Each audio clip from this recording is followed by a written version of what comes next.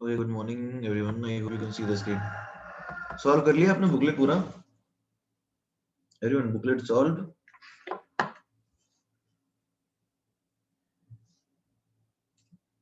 Okay, very good.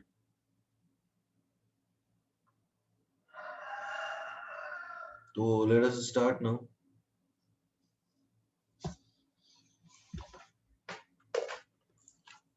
कहाँ तक कर लिया था हमने?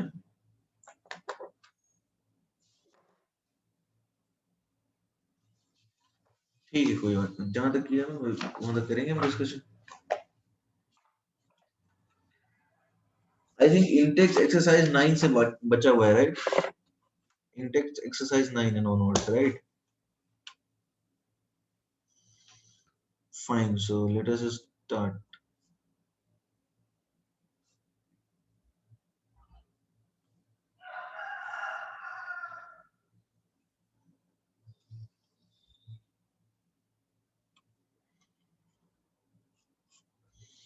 Index exercise 9 से start कर लेते हैं.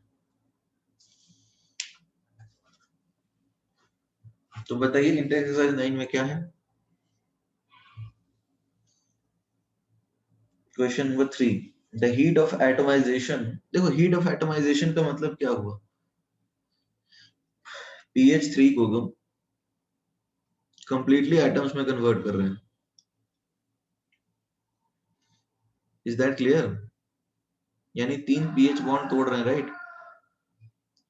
बेसिकली इसका मतलब 3 pH बॉन्ड तोड़ना हुआ. Is that clear?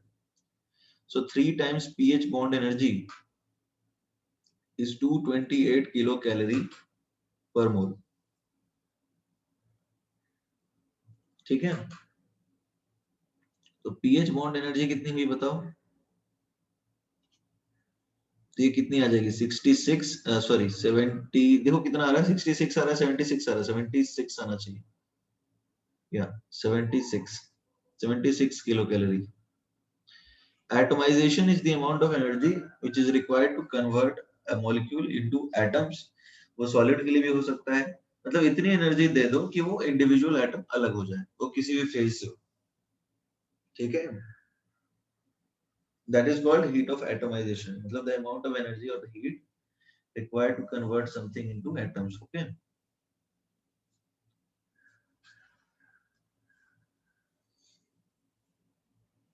Next. तो अब देखो यहाँ पे क्या है? P2H4 का निकालना है. तो P2H4 will be something like this.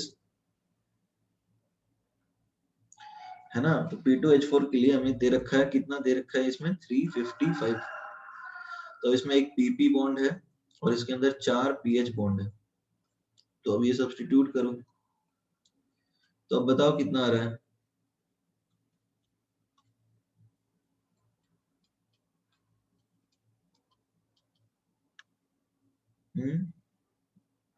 ये कितना आएगा बताओ?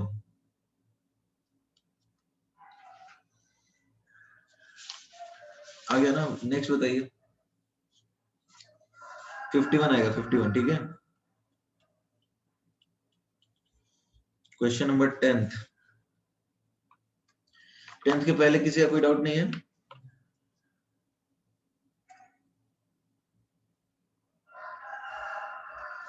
सिक्स. ओके, ये लिखना क्या? Do you want to write this or can I scroll down?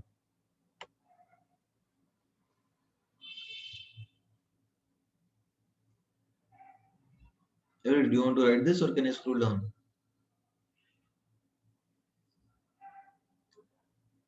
कुछ तो बोलो.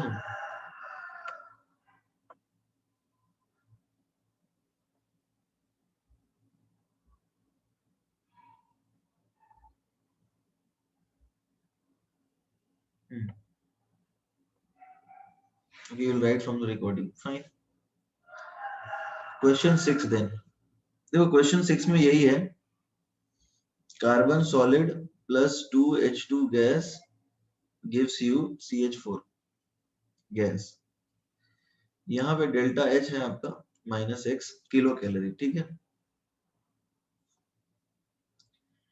Next, carbon gas plus 4 hydrogen gas, it will give you CH4 gas. यहाँ पे डेल्टा एच है -x1, ठीक है, सेम यूनिट्स में। फिर है CH4 gas gives you CH3 gas plus H gas, delta H आएगा +y किलो कैलोरी। देखो बेसिकली तुम खुद सोचो, बॉन्ड एनर्जी तुम्हें CH बॉन्ड की निकालनी है, तो basically what you need, everybody, यदि तुम्हें बॉन्ड एनर्जी CH बॉन्ड की निकालनी है तो व्हाट डू यू नीड, तुम्हें तो सिर्फ ये डेटा चाहिए। ये समझ में आ रहा है? बॉन्ड एनर्जी मतलब क्या है? CH4 गैस है, इसको तुमने तोड़ दिया C गैस में और 4H गैस में, तो इस प्रोसेस में जो एनर्जी लगी वो 4 टाइम्स CH बॉन्ड एनर्जी होगी। Is that clear everybody? Is that clear और नॉट? तो अब यहाँ पे इस प्रोसेस में -x लगता है, तो रिवर्स प्रोसेस में तो +x लगता होगा ना, तो इसमें तो +x1 लग रहा है, तो CH बॉन्ड एनर्जी जो है ये अपन x1/4 बता दे तो ठीक है।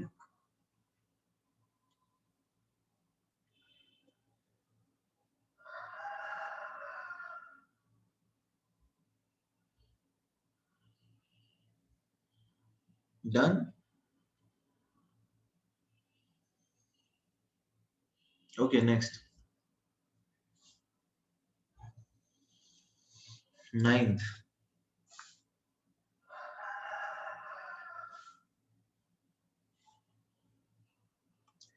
देखो क्वेश्चन 9 है, गिवन एट 300 केल्विन। देखो तुम्हारे पास 300 केल्विन पे CC बॉन्ड एनर्जी दे रखी है 346 किलो जूल पर मोल, ठीक है। CH बॉन्ड एनर्जी दे रखी है 413 किलो जूल पर मोल,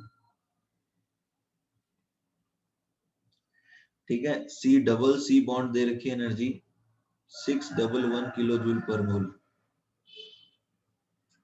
अब heat of formation of H atoms जो है वो दे रखा है तुम्हें। Heat of formation of H atoms मतलब समझ में आ रहा है एवरीबॉडी? इस प्रोसेस में 218 रिलीज होगा हीट, तो डिसोसिएशन क्या होगा बताओ एवरीबॉडी? HH बॉन्ड एनर्जी कितनी हुई, इसका जस्ट डबल, ये समझ में आया एवरीबॉडी? ये क्लियर हुआ या नहीं हुआ क्लियर? कैसे? अच्छा, heat of formation of H atom जब हम डिफाइन करेंगे, यानी हम हाइड्रोजन एटम कहां से बनाएंगे, जरा ये सोचो तो एवरीबॉडी। जब हम हीट ऑफ फॉर्मेशन डिफाइन करेंगे तो हम हाइड्रोजन एटम कहां से बनाएंगे बताइए? H2 से बनाएंगे। तो कितने एटम्स के लिए डिफाइन करेंगे? 1, 10, 15, 20, 25, 1000, कितना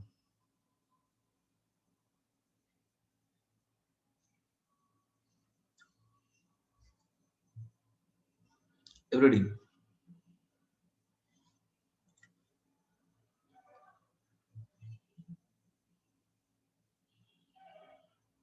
1 एटम के लिए डिफाइन करेंगे, राइट? तो एक एटम के लिए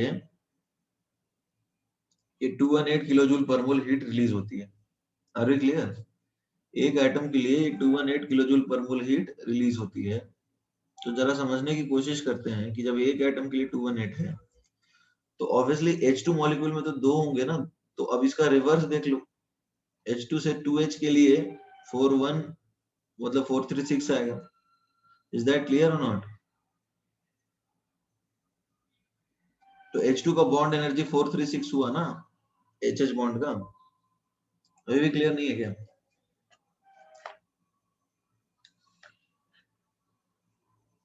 तो अब यहां देखो ना क्या हो रहा है।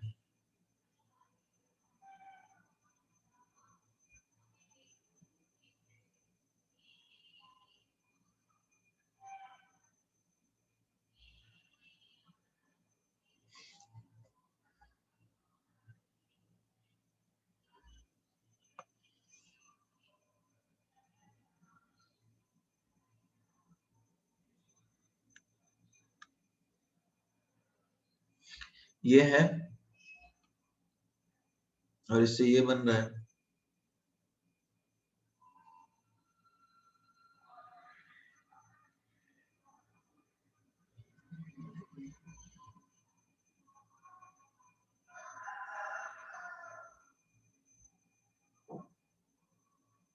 तो अब निकल जाएगा sigma BD reactant minus sigma BD product, will give you delta H.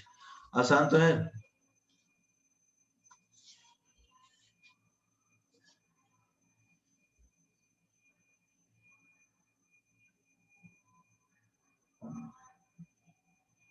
कर सकते हैं ना अपन।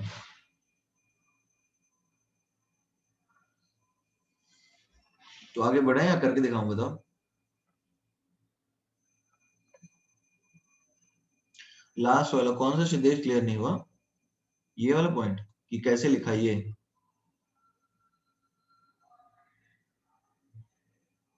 Are you talking about this? ये कैसे लिखा?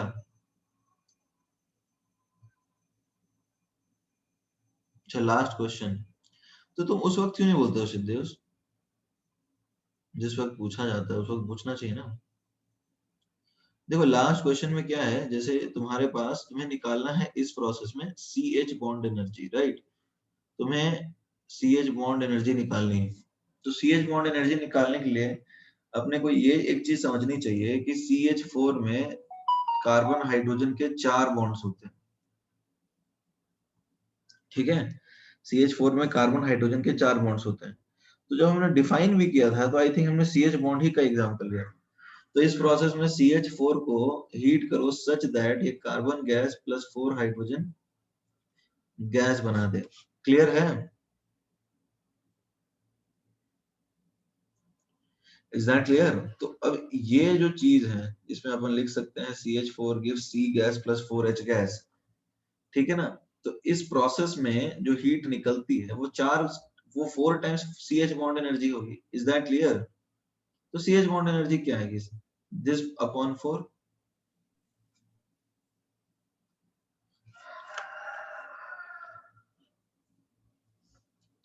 Clear now?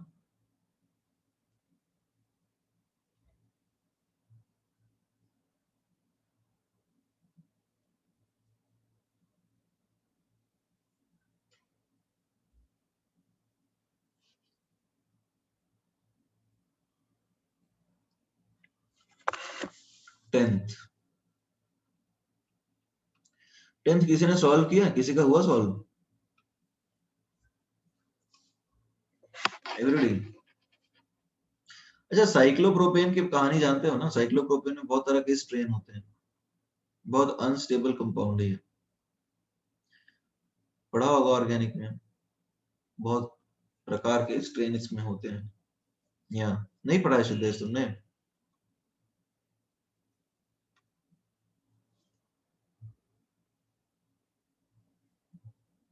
सिद्धेश तुम्हें स्ट्रेन एनर्जी नहीं पता है?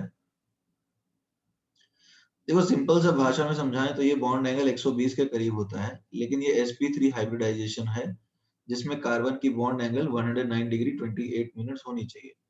तो तुम देखो यहाँ पर ही एक स्ट्रेन मिल रहा है, बहुत सारे रीजंस और भी हैं स्ट्रेन होने के। अब 4 मेंबर के रिंग में देखो फिर दिक्कत आ जाती है। 4 मेंबर के रिंग में फिर 90 डिग्री के आसपास रहता है, जबकि होना चाहिए 109 डिग्री 28 मिनट्स। फिर 5 मेंबर के रिंग में कितनी होगी बताओ?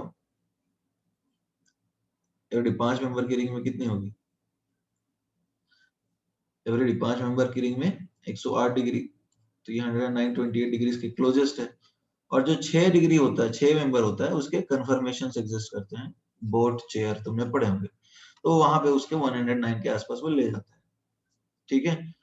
तो अब ये सारी चीजें जो हैं, मतलब कन्फर्मेशन इसके भी एग्जिस्ट कर सकते हैं, इसके भी एग्जिस्ट करते हैं, बट इसके एग्जिस्ट नहीं करते, तो इसके अंदर स्ट्रेन आ जाता है, उसको स्ट्रेन एनर्जी बोलते हैं। अब आगे बढ़ सकते हैं। तो अब ये स्ट्रेन एनर्जी स्टेबलाइजिंग होगा या डीस्टेबलाइजिंग होगा, पहले ये समझाओ मुझे। ये स्ट्रेन, जैसे रेजोनेंस एनर्जी अपन पढ़े थे, राइट?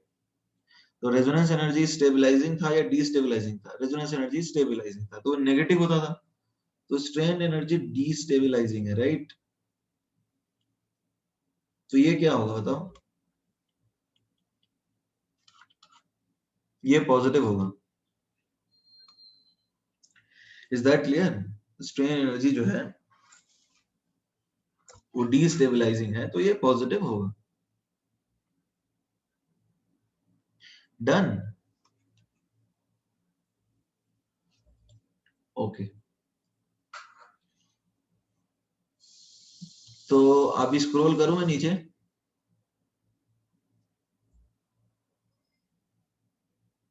स्क्रॉल करूंगा, ठीक है, मैं ग्रीन से नहीं लिखूंगा, यूज व्हाइट। रिटन और नॉट, ओके। अब देखो करना क्या है, बेसिकली तुम्हें C3H6 गैस बनानी है, C3H6 गैस बनानी है, तो 3 कार्बन लेना पड़ेगा गैस, या फिर सॉलिड भी ले सकते हो। स्टैंडर्ड बनाने के लिए तो सॉलिड ही लोगे ना, स्टैंडर्ड बनाने के लिए तो कार्बन ग्रेफाइट ही लोगे स्टैंडर्ड निकालने के लिए।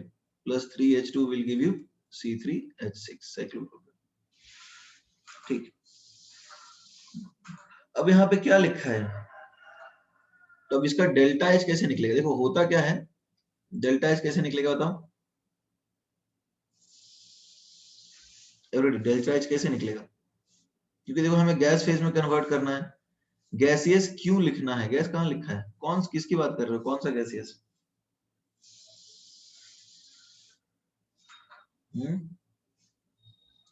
C3H6 गैसियस, तो क्या कौन से स्टेज में लिखे, साइक्लोप्रोपेन गैस ही तो होता है, तुमने क्या और कुछ और पढ़ा है,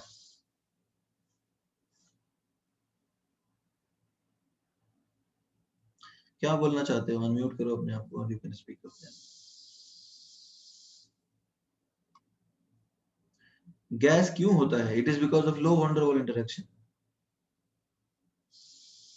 एंड लो मोलर मास। इसके डाउट ही नहीं डाले रहते, बोलो क्या बोलना चाह रहे हो।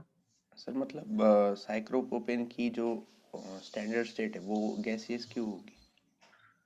अच्छा, पहले तो ये बताओ ऑक्सीजन गैस क्यों है, कभी डाउट हुआ ऐसा, पानी लिक्विड क्यों है, नहीं। तो फिर साइक्लोप्रोपेन को लेके क्यों, हाँ। जो फिजिकल स्टेट होता है, पहले ये बताओ थ्योरेटिकल प्रॉपर्टी है या एक्सपेरिमेंटल प्रॉपर्टी है ना, बताओ। इसको समझाते हैं ऐसे हैं कि लो मोलर मास पे गैस होगा और हायर मोलर मास पे लिक्विड होगा, क्योंकि वंडर वाल फोर्सेस बढ़ते जाएंगे,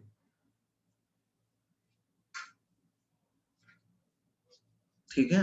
जनरल तुम यही पढ़ते हो ऑर्गेनिक में भी, जैसे एल्केन होते हैं लोअर मोलर मास में, एलपीजी ब्यूटेन होता है, पैराफिन हायर मोलर मास पे बनते जाता है, तो जैसे जैसे नंबर ऑफ कार्बन एटम्स बढ़ते जाते हैं उस हिसाब से वंडर वाल फोर्सेस क्या बढ़ते जाती है मैग्नीट्यूड,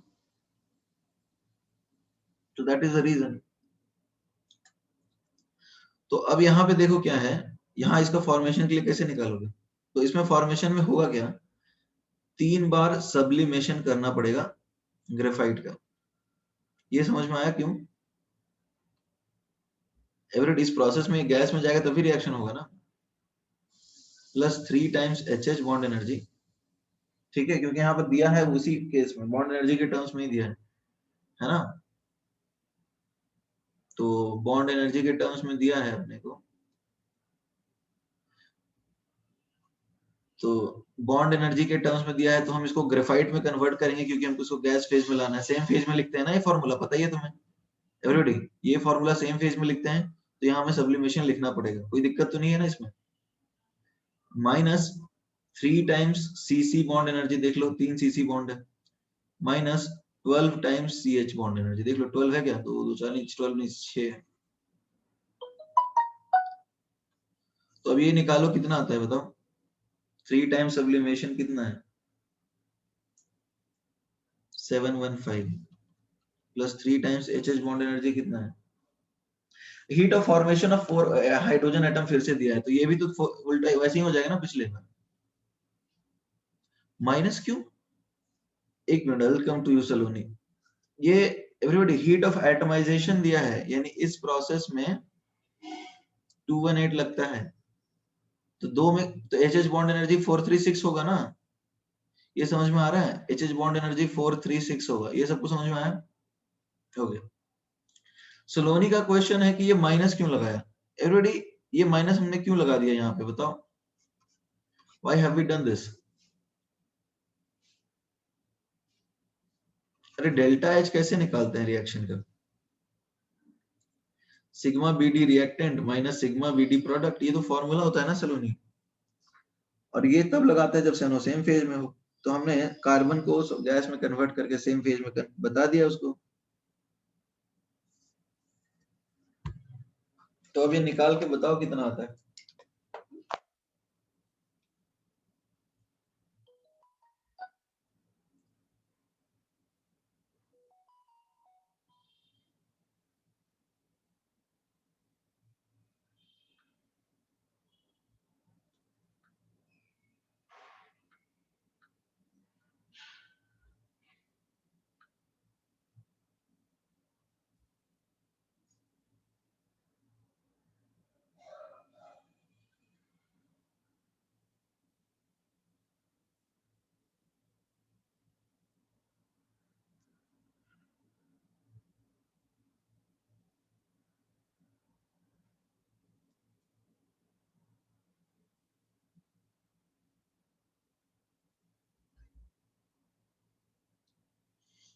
कितना है ये? 717 sure. 3 times CC bond energy, CC bond energy कितनी है? 356 minus 6 times CH bond energy 408। ये 717 आया पूरा करने पे। अरे पूरा करना था ना।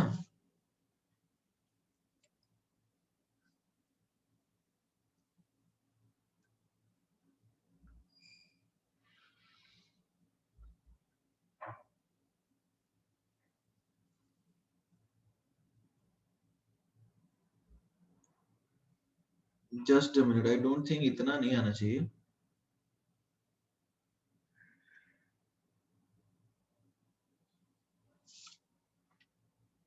चलो देख लेते हैं। हाँ माइनस 68 ऐसे ही कुछ आना चाहिए, मेरे ख्याल से उतना नहीं आ सकता है। 3 इंटू 715 इज 2148, 2145 ये वाली value, plus 4 into 436 into 3, this is 1308। पता नहीं तुम लोग कैलकुलेशन गलत ही कर रहे हो। 3 into 356 is 1068 minus 6 into 408 is 2448। Are you sure ये वैल्यू 700 के आसपास आएगी? मुझे तो नहीं लगता तुमने जो बताया। 2145 plus 1308 is 3453 minus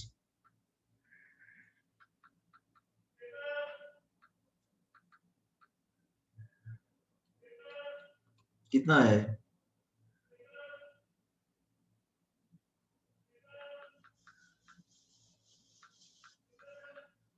this is minus 63। Is that clear?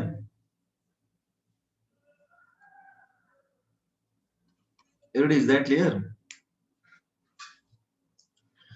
अब माइनस 63 में तो सब लोग कन्विंस्ड हो ना कि माइनस 63 कैसे आया?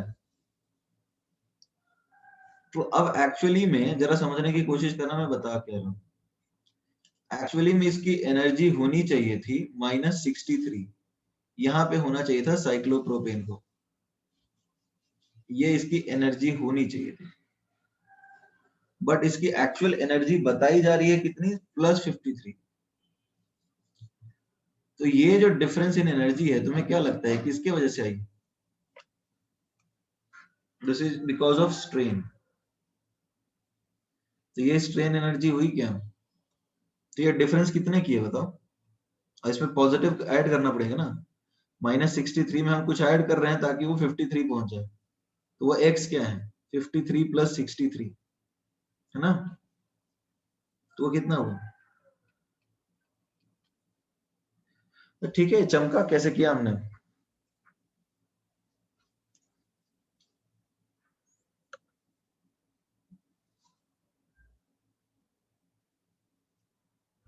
ठीक है,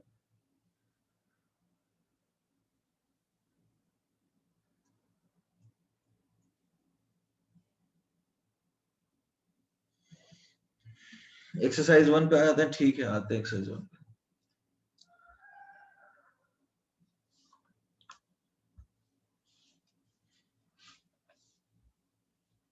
एक्सरसाइज 1 में हमने कहां तक कर दिया था डिस्कस एवरीबॉडी?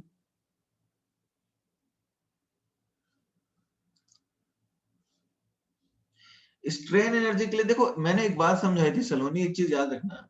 यहाँ पे डिफरेंस में मॉड नहीं लिया है। तुम खुद सोचो ना, ये माइनस 63 होता था और यहाँ पर ये चला गया इतना, तो डिफरेंस देखो ना कितना है। डिफरेंस देख लो। मैं देखो ऐसा समझाता हूँ ना कि तुम फॉर्मूला याद नहीं करवाता हूँ, तुम सोच सकते हो कि क्या है। जैसे रेजोनेंस एनर्जी के लिए मैंने मॉड का डिफरेंस बता दिया था क्योंकि ऑलवेज नेगेटिव होता है। तो ये तो हमेशा डिफरेंस है ना। वहां पे मॉड ये बताया था, मॉड एनर्जी का डिफरेंस बताया था, और ये तो प्लस होगा ना, ये तो ऑलवेज मॉड ही होगा जो भी डिफरेंस है तुम्हारा। स्ट्रेन एनर्जी जो है वो तो ऑलवेज मॉड होगा, और रेजोनेंस एनर्जी मॉड का ऑलवेज नेगेटिव होगा क्योंकि stabilising energy, destabilising.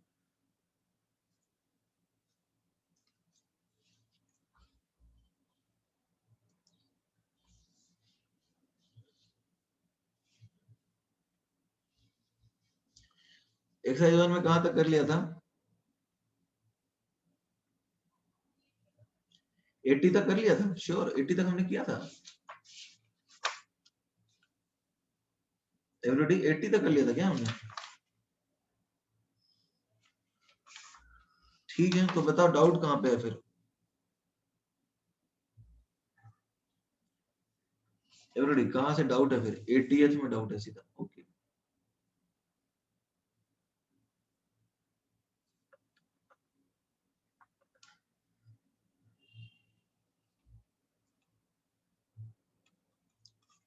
Exercise 1 question number 80 55th। तो यार पहले बोला करो ना, मतलब ऐसे आगे बढ़ जाने के बाद फिर पीछे ले आते हो। बताओ किसी को और डाउट है? पहले का तो बता दीजिए, एक्सरसाइज 1 की बात कर रहे हैं।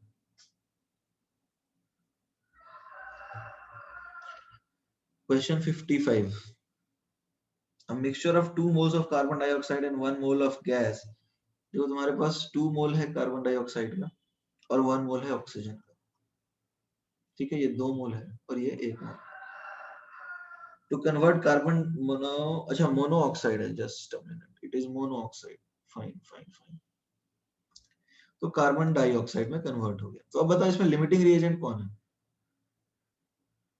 सिद्धेश, इसमें लिमिटिंग रिएजेंट कौन है? ये 2 मोल है और ये 1 मोल है, लिमिटिंग रिएजेंट कौन होगा? कोई है? अरे भाई 2/1, 1/0.5, कोई लिमिटिंग रिएजेंट लगता है तुम्हें?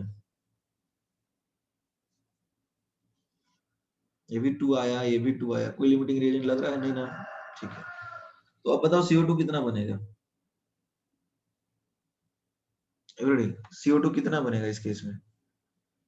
ये दोनों खत्म हो जाएंगे और CO2 कितना बनेगा? 2 मोल बनेगा, राइट? तो पहले कितने मोल थे? पहले 3 मोल थे, अब कितना मोल है? अब 2 मोल है, तो डेल्टा Ng क्या हुआ? -1 हुआ ना। Is that clear?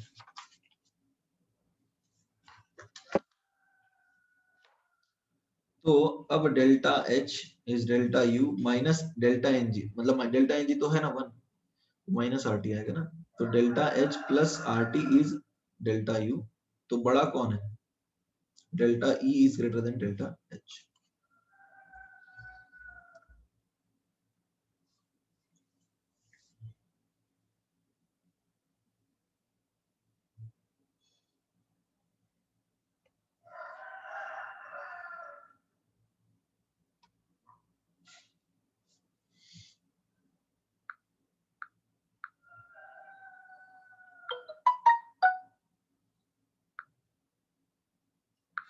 नेक्स्ट बार बढ़े, वो 2 और 2 क्या लिखा है? ये क्या, ये रेशियोज लिखे हैं, मोलर रेशियोज। हम लोग निकालते थे ना A0/A, B0/B, जो लीस्ट वैल्यू होता था उसको अपन बोलते थे लिमिटिंग रिएजेंट, उसकी बात कर रहे हैं,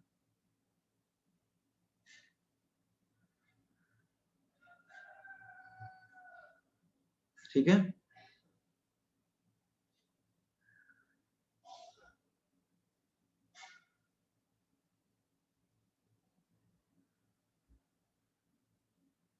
तो आगे बढ़ जाए।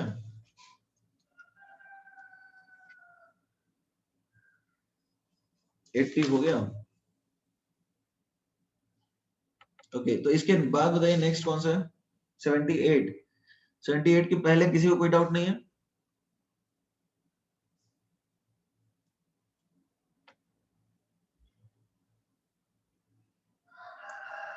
ठीक है।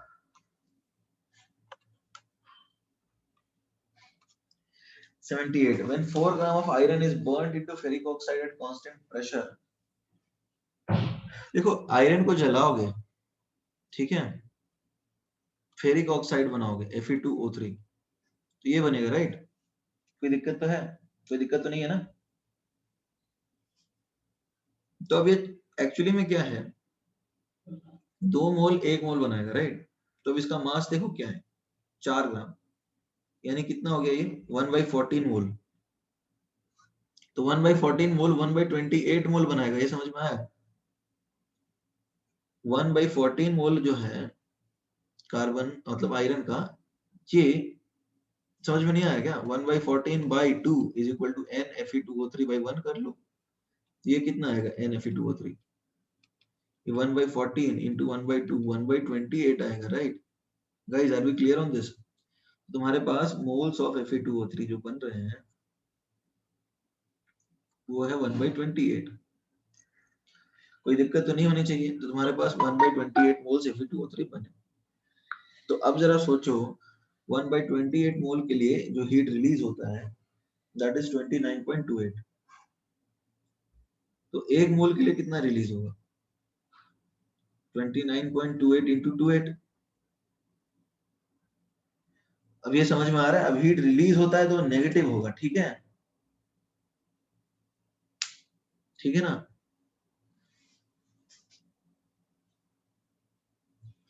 हीट रिलीज है तो नेगेटिव होगा, तो ऑप्शन बी होगा, करने की जरूरत नहीं है। क्लियर है बी ऑप्शन कैसे आ रहा है?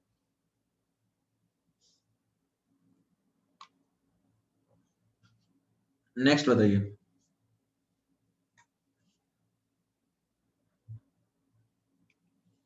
80। ठीक है 80 पे आ जाता है।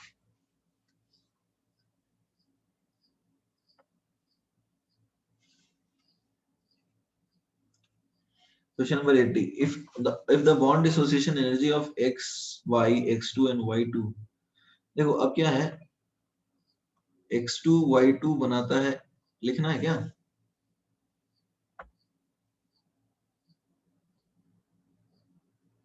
ये लो लिख लो।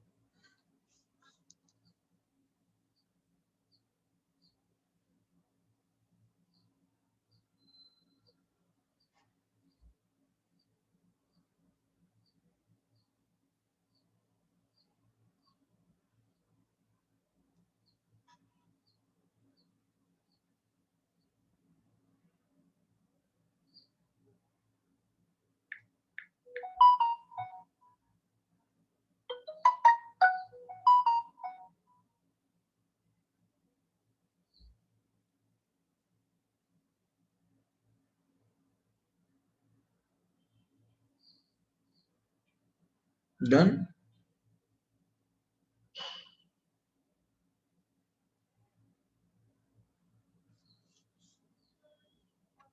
Okay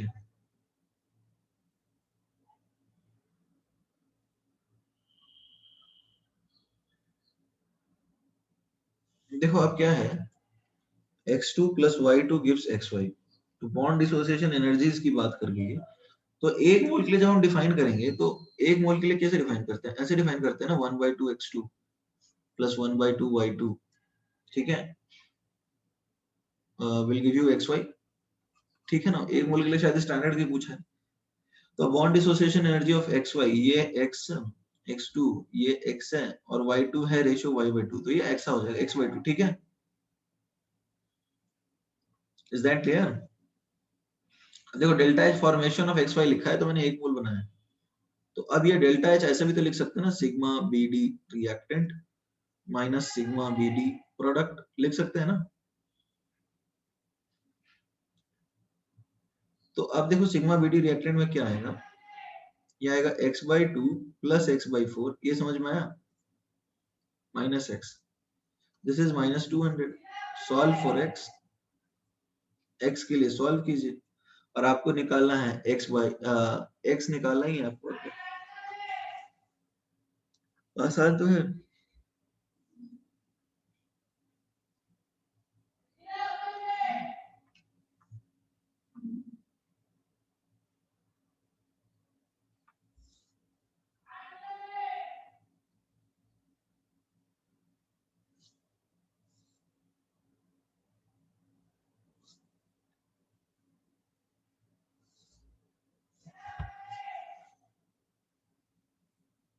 next,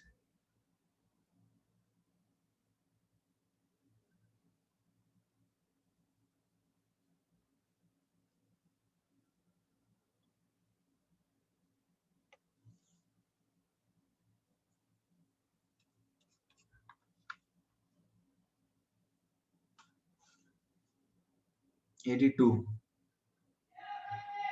the bond dissociation energy needed to form methyl radical from toluene, देखो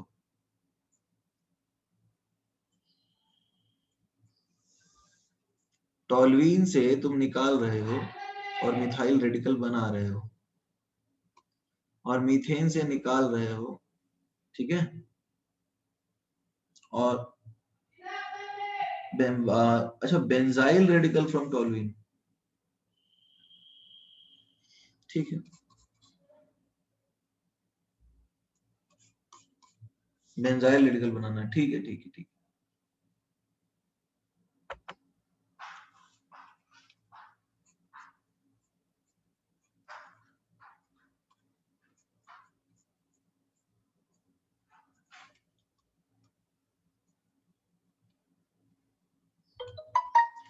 देखो इसमें तुम्हें तो ऑर्गेनिक केमिस्ट्री का कुछ यूज होगा, अब खुद तुम बताओ guys, now tell me compare their stabilities and tell me what should be the answer.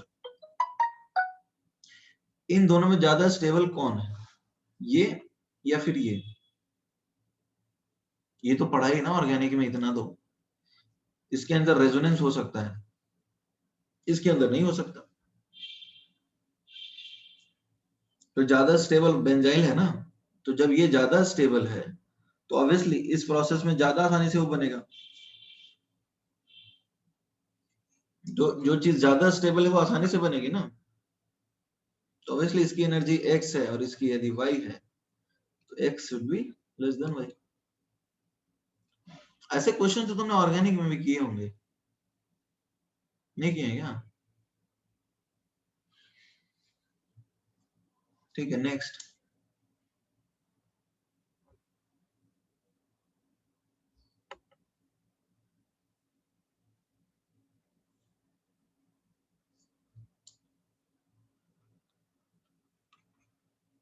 Eighty five,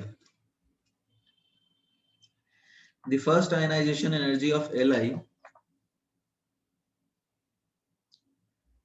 Li से Li प्लस में कन्वर्ट हो रहा है, प्लस इलेक्ट्रॉन, ये दे रखा है 5.4 electron volt, and electron affinity, electron एक ले करके जो बना रहा है, this is 3.61 electron volt. The delta H for the reaction in kilojoule, Li solid, sorry Li gas, हाँ बोर्न-हेबर साइकिल टाइप ही है, plus Cl gas gives you Li plus Cl minus is। अच्छा एक बात बताओ, तुम्हें बेसिकली यहाँ पे करना क्या है, Li फर्स्ट आयनाइजेशन एनर्जी दे रखा है, ठीक है, तो अब देखो आयनाइजेशन एनर्जी तो गैसियस फेज से ही डिफाइन होता है ना everybody, isolated neutral gaseous atom के लिए डिफाइन होता है, तो ये तो गैस ही होगा, ये दोनों गैस हैं, इतना समझ में आ रहा है guys? Ionization energy is defined from isolated neutral gaseous atom in the ground state, ये हमने पढ़ रखा है, कोई दिक्कत यहाँ नहीं होनी चाहिए। तो अब देखो क्या है, Li गैस कन्वर्ट होता है Li plus electron plus gas 5.4 electron volt, Cl gas एक इलेक्ट्रॉन लेता है, बनाता है Cl minus gas 3.61 electron volt.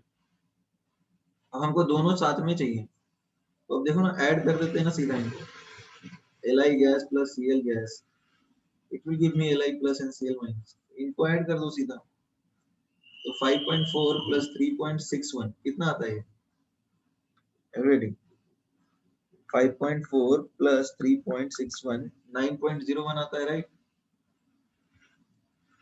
ठीक है, अब देखो हमने पढ़ा था कहाँ पे, हमने एटॉमिक स्ट्रक्चर में पढ़ा था कि 1 इलेक्ट्रॉन वोल्ट पर एटम 96 किलो जूल पर मोल में कन्वर्ट होता है, याद आ रहा है कुछ?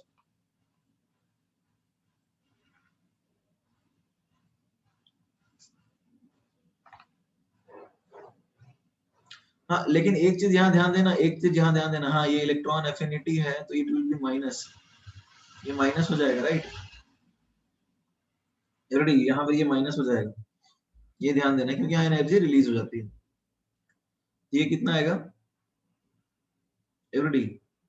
ये इलेक्ट्रॉन एफिनिटी एक्चुअली भी इलेक्ट्रॉन गेन एंथैल्पी नहीं है ना, वो तो उसका माइनस आएगा, हम एंथैल्पी ऐड कर रहे हैं, तो ये कितना आएगा एवरीबॉडी बताओ?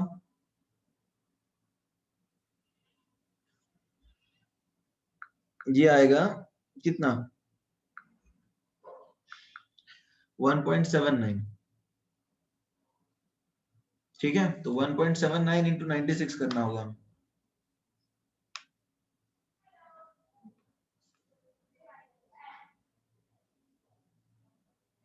तो आंसर आपका आएगा 1.170। Is that clear?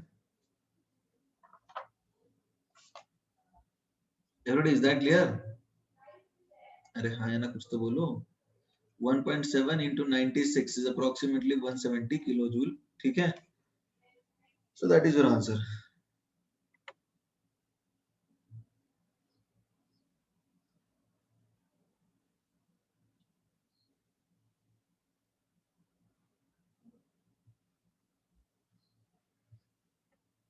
Done.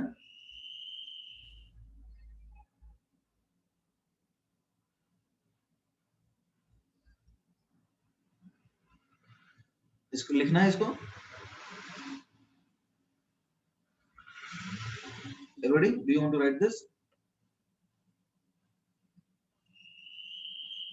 ठीक है, नेक्स्ट क्वेश्चन बताइए फिर। नेक्स्ट क्वेश्चन,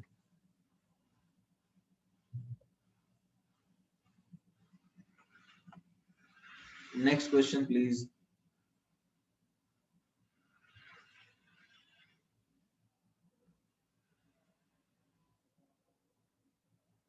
नेक्स्ट क्वेश्चन कुछ नहीं है, खत्म, आगे क्या ही नहीं है क्या?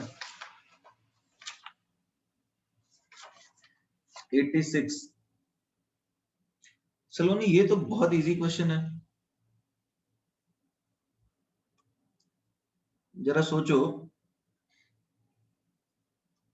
Carbon gas plus 4 hydrogen gas, it gives you CH4। यहाँ पे डेल्टा H है -166, तो हम उसका उल्टा कर देते हैं, CH4 से carbon gas plus 4 hydrogen gas बना लेते हैं, तो इसका डेल्टा H तो +166 आएगा, right? Is that clear? So this is 4 times CH bond energy is 166, तो CH bond energy क्या आएगा बताओ एवरीबॉडी? CH bond energy कितना आएगा? 41.5 आएगा, राइट? अप्रोक्सीमेटली 41.5 आएगा ना? कोई दिक्कत है? तो ये प्लस में आएगा या माइनस में आएगा बताओ? ये तो प्लस में आएगा ना, तो आंसर नन ऑफ दीज होगा, ठीक है, answer is none of these.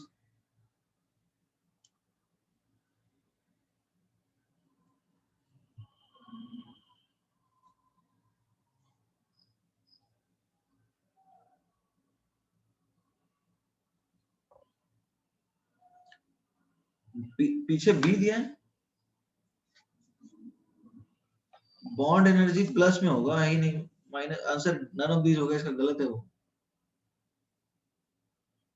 ठीक है एवरीबॉडी, आंसर नहीं हो सकता है प्लस में। Bond energy the energy required to break up bond, B दिया है आंसर, हाँ ये गलत है, नन ऑफ दीज होगा आंसर।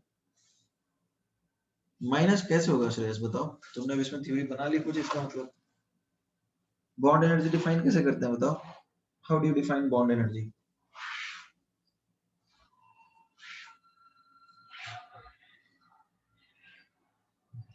टेल मी कैसे माइनस होगा?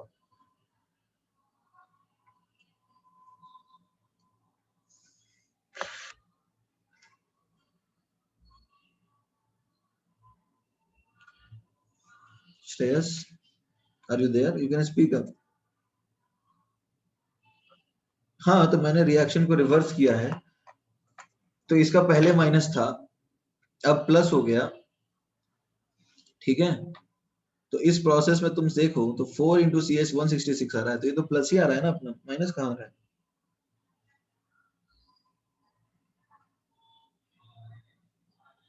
बॉन्ड ब्रेक करने में हाँ एनर्जी पॉजिटिव ही लगेगी। Shreyas has an different opinion, बताओ इसमें माइनस कैसे आएगा?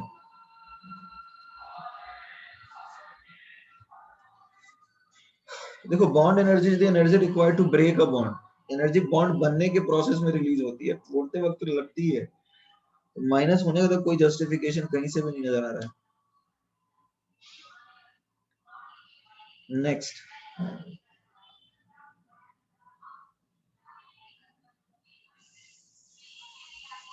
एक्सरसाइज 2 में कहां से? Exercise 2 question number 44। एक्सरसाइज 2 में हमने कहां तक कर लिया था? अच्छा 44 के पहले किसी का कोई डाउट है एक्सरसाइज 2 में? 34 ओके 34 के पहले किसी को कोई डाउट है एक्सरसाइज 2 में?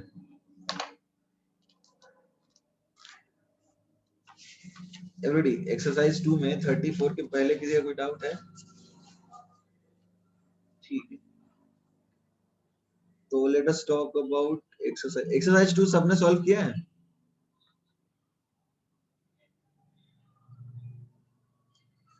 Okay very good. कितने लोगों ने सॉल्व नहीं किया है?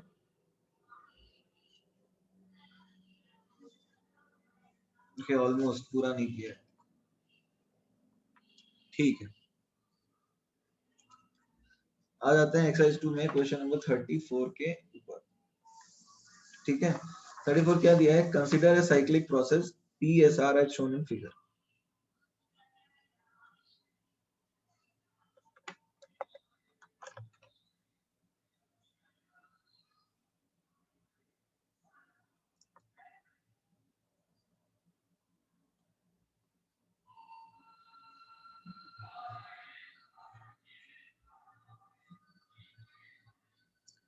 ठीक है अब PSR RSR okay fine this is RS and again back to R. You are told that one of the path is adiabatic and another one is isothermal. एक एडियाबैटिक है और एक आइसोथर्मल है तो अब बताओ कौन सा एडियाबैटिक होगा और कौन सा आइसोथर्मल होगा? कैसे पता चलेगा कोई आइडिया है?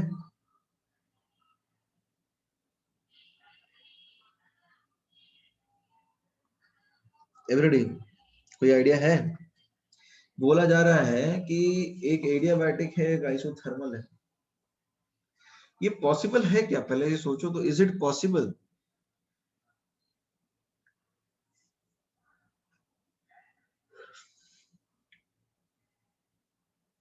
Every day is it possible? वैसे खुद सोचो ना एक एडियाबैटिक एक आइसोथर्मल हो ये पॉसिबल है? एक्चुअली में ये पॉसिबल ही नहीं है। I tell you why.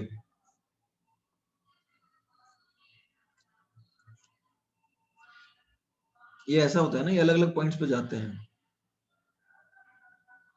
ये देखो एक्सपेंशन वाला ग्राफ है और ये है कंप्रेशन वाला ग्राफ।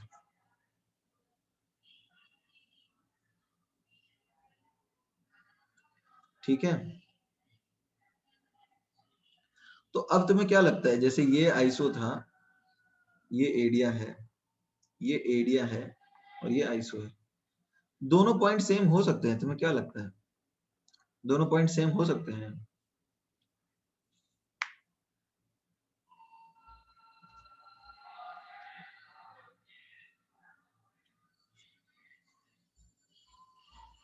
ठीक है ये हो ही नहीं सकता एक्चुअली ऐसा graph. Such a graph is not possible.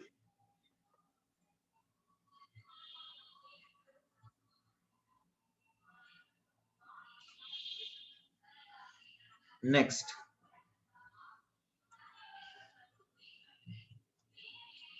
37 36 36 के पहले कोई डाउट है?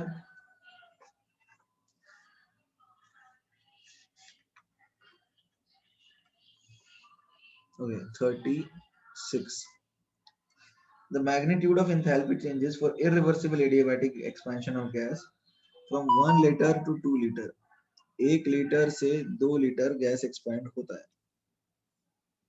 ठीक है 1 लीटर से 2 लीटर गैस एक्सपैंड होता है और इन दिस प्रोसेस जो हीट एक्सचेंज है that is delta H1 and ये है इरिवर्सिबल एडियाबैटिक एक्सपेंशन। ठीक है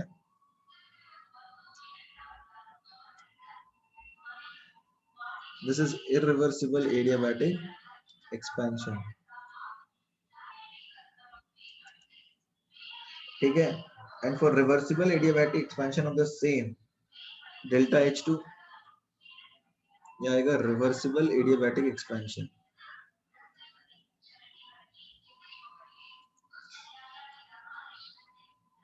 अच्छा एक बात बताओ एडियाबैटिक प्रोसेस में तुम्हें पता ही है एडियाबैटिक प्रोसेस में फाइनल टेम्परेचर किसका ज्यादा होता है?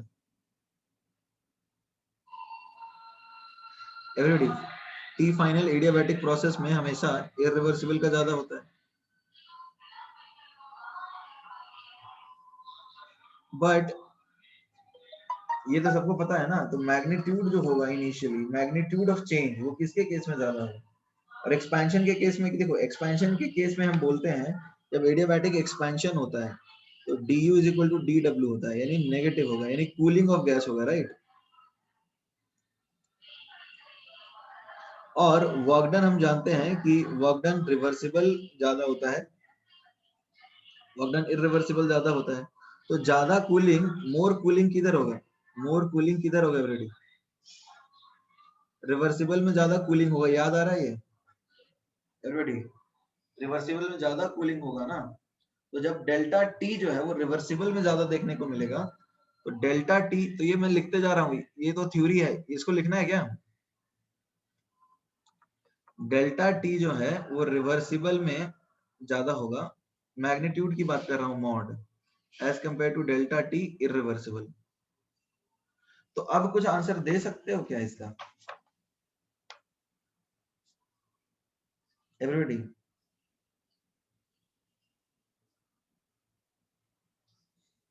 अब कुछ आंसर दे सकते हो? ये कंक्लूजन्स तुम्हें याद रखने चाहिए, नहीं तो तुम डिराइव कर लो।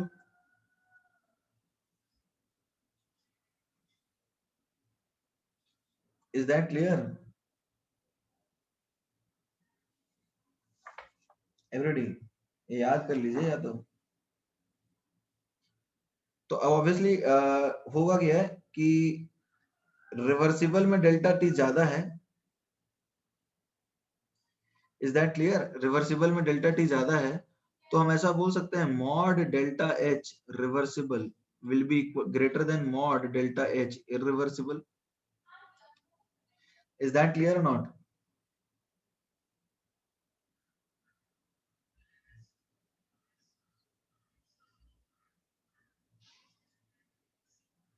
Is that clear everybody? Mod reversible delta H is greater than mod irreversible delta H. तो अब डेल्टा H1 दिया है और लेकिन यहाँ पर देखो दोनों केस में ठंडा हो रहा है गैस, राइट एवरीबॉडी? दोनों केस में ठंडा गैस हो रहा है। तो मॉड की बात करो तो ये आगे होगा, just a minute, mod delta H reversible will be greater then mod delta H irreversible.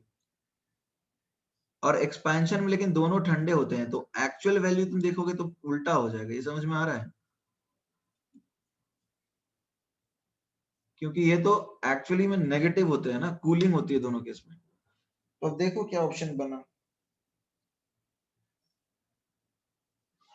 Everybody, क्या ऑप्शन बना बताओ? डेल्टा टी नेगेटिव है। हाँ, तो ऑप्शन हमारा क्या आंसर बन रहा है? आंसर क्या दिया है उसकी बात हम बाद में करेंगे। हमारा क्या आंसर बन रहा है? मॉड जो है ना, मॉड डेल्टा एच रिवर्सिबल के केस में ही आएगा, बट एक्चुअल वैल्यू जो है क्योंकि वो नेगेटिव है इसलिए, और ये डेल्टा एच रिवर्सिबल हमें दे रखा है डेल्टा एच टू, और डेल्टा एच, तो डेल्टा हमारा तो आंसर यही आ रहा है ना, delta H one greater than delta H two, यही आ रहा है ना। मैग्नीट्यूड ही पूछा है। मैग्नीट्यूड पूछा है क्या? हाँ, तो मैग्नीट्यूड पूछा है तो बी होगा। मैग्नीट्यूड पूछा है तो बी होगा। मैग्नीट्यूड पूछा है, ठीक है।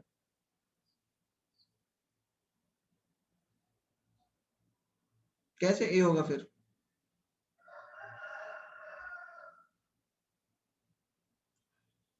You can unmute yourself Shreyas. Sir option A में ये कंडीशन दिया है ना, delta H1 greater than delta H। हाँ, तो डेल्टा एच किसके लिए डिफाइन किया है? अच्छा, रिवर्सिबल। H1 रिवर्सिबल के लिए। अच्छा अच्छा, हाँ ठीक है ठीक है, हमने निकाला, देखो mod reversible greater than mod irreversible है। हाँ ठीक है, सही है सही है, जो लिखा है वो ऑप्शन ए है, ठीक है ठीक है ठीक है।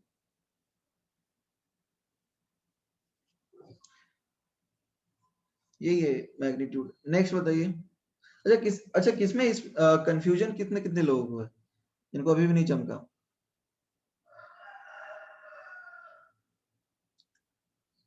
फिर से बताऊं, देखो तुम्हें याद है हमने एडियाबैटिक इरिवर्सिबल का केस पढ़ा था। ये मान लो तुम्हारा T इनिशियल है, राइट, ये इनिशियल टेम्परेचर है। तो अब एक चीज याद रखो कि du is equal to dw है, ठीक है। तो एक्सपेंशन के केस में dw नेगेटिव होता है ना, यानी कूलिंग ऑफ गैस होगा, राइट। तो अब हम जानते हैं कि वर्क डन रिवर्सिबल में ज्यादा होता है as compared to work done irreversible. तो ज्यादा कूलिंग ऑफ गैस कहाँ पे होगा? रिवर्सिबल में ज्यादा कूलिंग होगा, मोर कूलिंग इन रिवर्सिबल, ये क्लियर है। रिवर्सिबल में ज्यादा कूलिंग होगा। तो अब जो फाइनल टेम्परेचर आया, ये T फाइनल लिख देता हूं, और ये T फाइनल डैश होगा और ये T फाइनल होगा। ये इरिवर्सिबल का है और ये रिवर्सिबल का है। तो अब ये चेंज नेगेटिव है, समझ में आ रहा है। तो ये डेल्टा T रिवर्सिबल है, सॉरी डेल्टा T ये इरिवर्सिबल है, और ये है डेल्टा T रिवर्सिबल। तो तुम यदि मॉड लो तो mod delta T reversible is obviously greater than mod delta T irreversible. तो एंथैल्पी तो सही होता है ना, एनसीपी डेल्टा T। तो डेल्टा H रिवर्सिबल का mod will be greater than delta H irreversible का मॉड। अभी क्लियर नहीं है?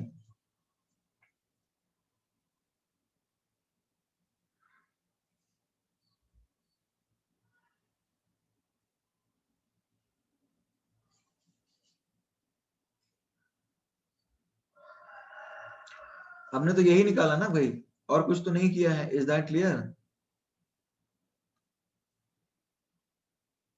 हमारा तो आंसर यही था ना, हमको यही निकालना था। कोई दिक्कत तो नहीं है?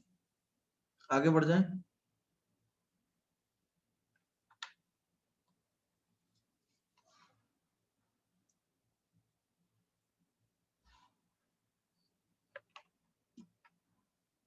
नेक्स्ट बताइए। हाँ मैग्नीट्यूड ही पूछा है, तो कोई दिक्कत नहीं है। मैग्नीट्यूड ही पूछा है, मुझे लगा मैग्नीट्यूड नहीं पूछा है। एक्चुअली में उन्होंने मैग्नीट्यूड ही पूछा है, तो फिर तो कोई दिक्कत नहीं है। 37th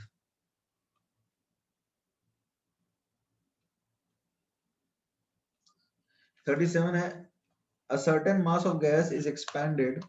A certain mass of gas is expanded from 1 liter 10 atm। 1 litre 10 atm से एक्सपैंड होता है 4 लीटर 5 atm। ठीक है, एक स्टेट ए है 1 लीटर 10 atm से, state B 4 litre 5 atm। 1 litre 10 atm से 4 litre 5 atm against a constant external pressure, against a constant external pressure of 1 atm। ठीक है, 1 लीटर 10 atm से 4 लीटर 5 atm पे गया और एक कांस्टेंट एक्सटर्नल प्रेशर लगा 1 atm।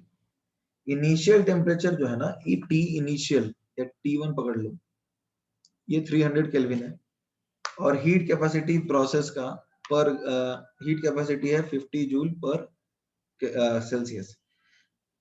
The enthalpy change is, ठीक, एंथैल्पी चेंज कैसे निकालेंगे बताओ? Cp into delta T, are we clear everybody? Cp into delta T यही निकालेंगे ना।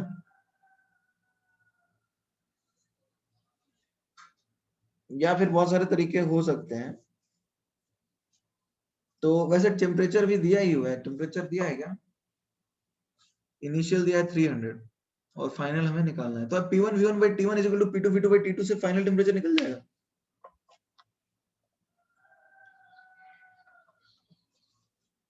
तो निकाल लेते हैं। P1 V1 by T1, P2 V2 by T2। T2 कितना आ रहा है बताओ? 600 केल्विन आ गया, राइट।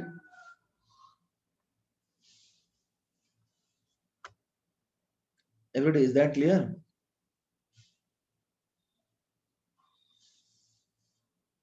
Okay. तो हीट एक्सचेंज ऐसे निकालेंगे, बताओ। आइडल गैस ही कंसिडर करेंगे, और क्या करेंगे? अरे जब कुछ नहीं दिया है तो उसको आइडल नहीं कंसिडर करें? क्या कुछ और इच्छा है?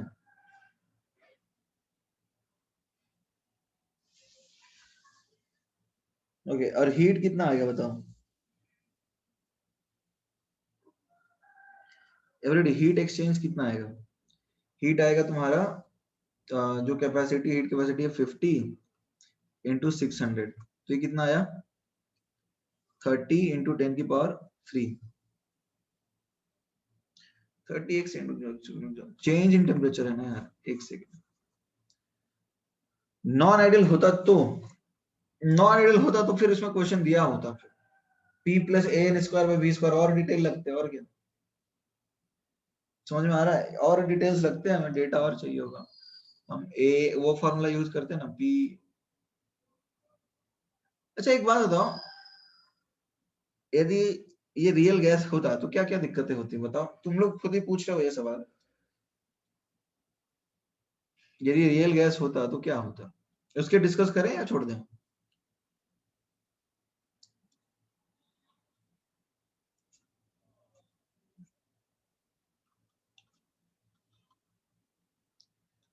अब देखो, ये हम लिखते हैं क्या, P ideal is equal to P real plus A N square by V square, ठीक है। फिर लिखते हैं V ideal is equal to V real minus N B. तो जब तुम्हें रियल गैस होता तो तुम्हें ये वैल्यूज दी हुई होती, ये समझ में नहीं आ रहा तुम्हें? एवरीबॉडी, तुम्हें यदि रियल गैस होगा तो ये वैल्यू दी होती ना। Is that clear? नहीं, I am talking about the case when which you are talking कि भाई रियल गैस होता, तो तुम्हें ये नहीं दिया होता, तुम्हें ये दिया होता, है ना? तो फिर इसको यूज कर लेते, या फिर इसमें प्लस एन, मतलब अभी भी तुम यूज कर सकते थे, इक्वेट कर देते, और क्या और वैल्यूज लगते। आ जाए वापस क्वेश्चन पे। Everybody, can we come to the question? तो अब हीट देखो क्या है, हीट आ जाएगा C dt। C अपना 50 है, dt अपना 300 है, 600 माइनस 300, राइट? तो ये 15 इंटू 10 की पावर 3 जूल हो गया। कोई दिक्कत है? 15 इंटू 10 की पावर 3 जूल। वर्क डन आता है minus P external dV। P external minus 1 है, और dV कितना है बताओ? Everybody, what is dV? Initial final volume का डिफरेंस बताइए। 3 लीटर है, 10 और 4 6 हुआ ना? अरे dV बताओ। अरे 3 लीटर, एक सेकंड एक सेकंड एक सेकंड, जस्ट मिनट, एक कॉल है।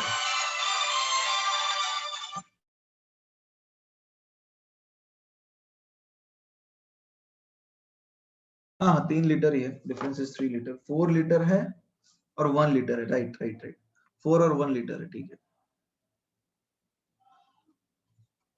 So what is this? This is 3 ATM litre.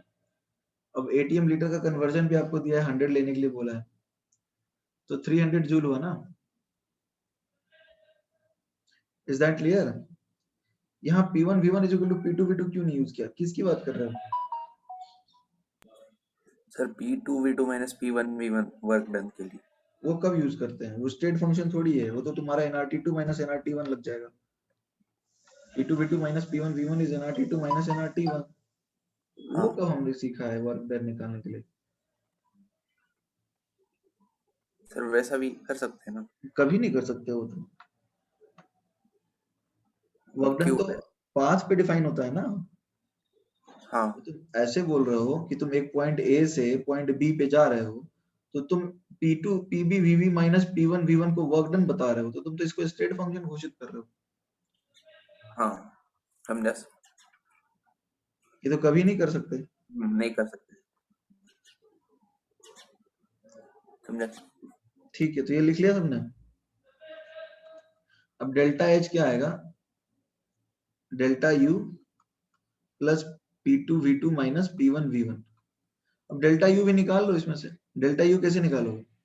Work done है ही, ये भी है ही, तो first law of thermodynamics use कर लो।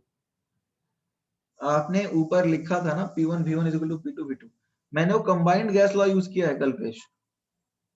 ये तो हमेशा लगेगा ही ना, ये तो फाइनल स्टेट निकालने के लिए हमने यूज किया है।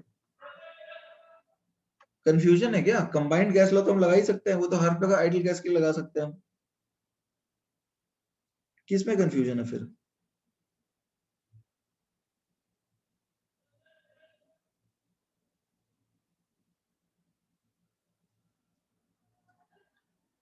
एवरीडी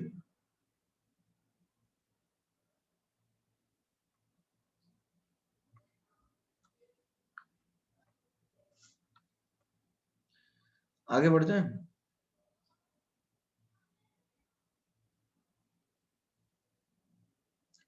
तो अब देखो क्या आ गया, अब हमारे पास क्या है, डेल्टा यू कैसे निकालेंगे अब? तो देखो डेल्टा यू होता है Q प्लस डब्ल्यू, और Q और W हमने दोनों निकाल लिया। तो अब तुम्हारा डेल्टा H क्या आया, ये आ गया Q plus W plus P2 V2 minus P1 V1। Solve करके बताइए क्या आ रहा है। सर तो यहाँ पे P2 V2 minus P1 V1 क्यों लिखा? ये तो डेल्टा H के लिए लिखा है हमने वर्क डन के लिए थोड़ी लिखा है। सर मतलब कैसे? फॉर्मूला होता है ना ये तो डेल्टा H का। वो NGRT होता है। नहीं नहीं, वो डेल्टा NGRT तो कांस्टेंट टेम्परेचर पे लगता है। तो फिर ये कहाँ से? जनरल फॉर्मूला होता है डेल्टा H का, H is U plus PV, वही लगाया हमने। हाँ, वो तो अलग अलग कंडीशंस पे हम उसको लिखते जाते हैं ना, कि केमिकल रिएक्शन के लिए लिख रहे हैं, यहाँ से कुछ हो ही नहीं रहा। देखो रिएक्शन वगैरह कहाँ हो रहा है। हाँ। P2 V2 minus P1 V1 कितना आएगा? 20 माइनस क्या है, 1 ATM 1 लीटर है क्या? 1 ATM 10, 1 लीटर 10 ATM, तो 10 आएगा। और इंटू 100 करेंगे तो ये देख लो कितना आ रहा है।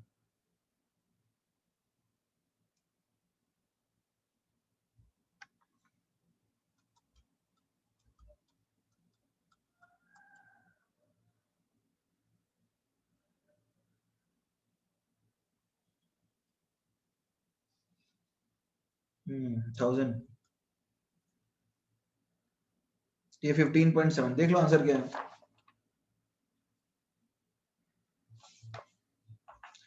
15.7 किलो जूल आ रहा है। U is equal to Q कहाँ लिखा है हमने? Q इज इक्वल टू हमने लिखा है डेल्टा U प्लस W, ये लिखा है।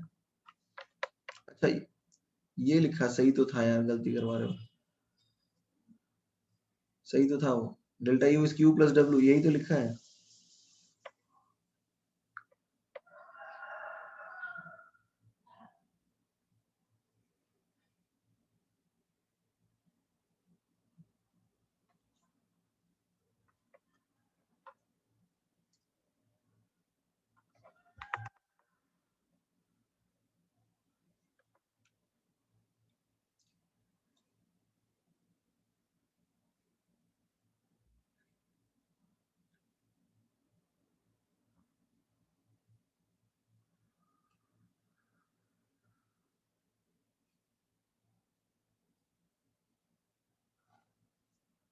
Done everyone?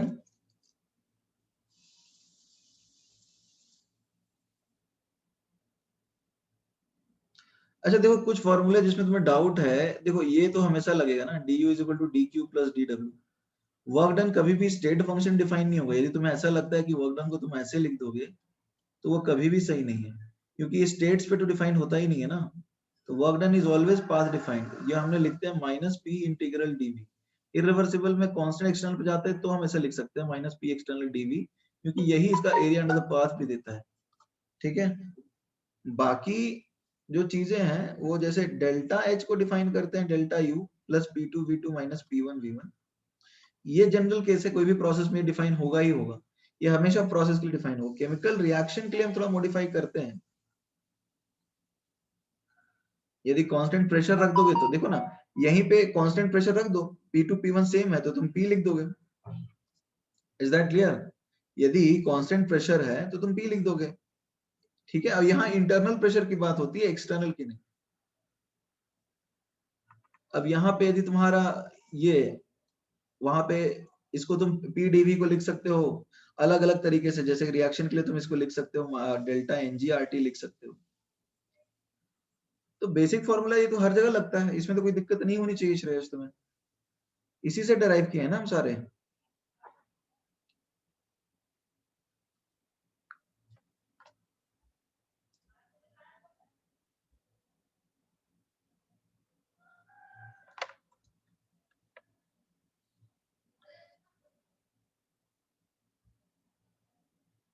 नेक्स्ट,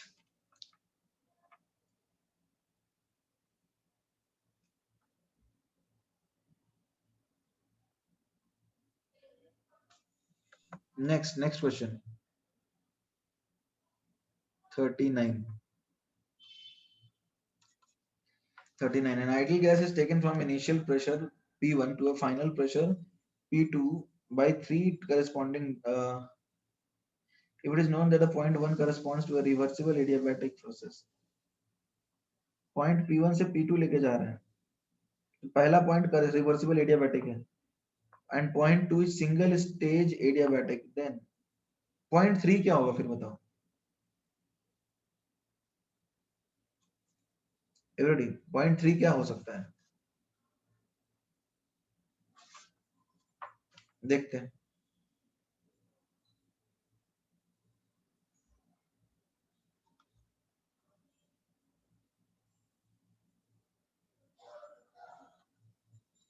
देखो ये प्रेशर है, ये वॉल्यूम है। Let's say we started with point 4, ठीक है। पॉइंट 4 से अपन जाते हैं पॉइंट 1, ठीक है, पॉइंट 2 पे, फिर पॉइंट 3 पे। अब ये बोल क्या रहा है कि हम एक पॉइंट P1 से पॉइंट P2 पे जा रहे हैं, ठीक है। ये P1 प्रेशर है और ये P2 प्रेशर है, ठीक है everybody. Everybody is that clear? हम पॉइंट P1 से जा रहे हैं पॉइंट P2 पे, मतलब प्रेशर P1 से प्रेशर P2 पे। अब क्वेश्चन में क्या पूछा गया है कि point 1 corresponds to reversible adiabatic, ये वाला जो पॉइंट है, ये जो प्रोसेस है in fact it is reversible adiabatic.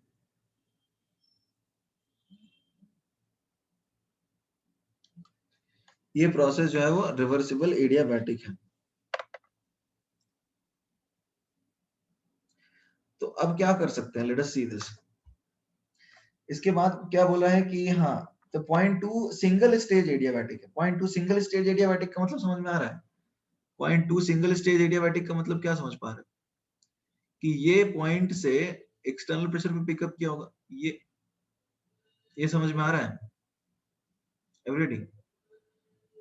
इसको ऐसा डिफाइन करता हूँ 1 2 4, ये सिंगल स्टेज एडियाबैटिक। तो ये समझ में आ रहा है नहीं आ रहा? कुछ ऐसा ही होगा ना ग्राफ का। अरे हाँ ना, कुछ बोलो। फाइनल पॉइंट तो सेम नहीं रहता ना इरिवर्सिबल एडियाबैटिक का। तो ये सिंगल एडियाबैटिक, इसको मैं लेवल कर देता हूँ फिर, ठीक है। अब क्या है, पॉइंट 3 क्या हो सकता है? देखो पॉइंट 3 को हम बोल सकते हैं क्या, two stage adiabatic everyday, two stage adiabatic बोल सकते हैं क्या? टू स्टेज एडियाबैटिक बोल सकते हैं या नहीं बोल सकते हैं, ये जरा समझो। अच्छा चलो कोई बात नहीं, ये हमने पढ़ा था सिंगल स्टेज, तो ये होता था ना टू स्टेज, और 3 स्टेज कुछ ऐसा होता था। Is that clear?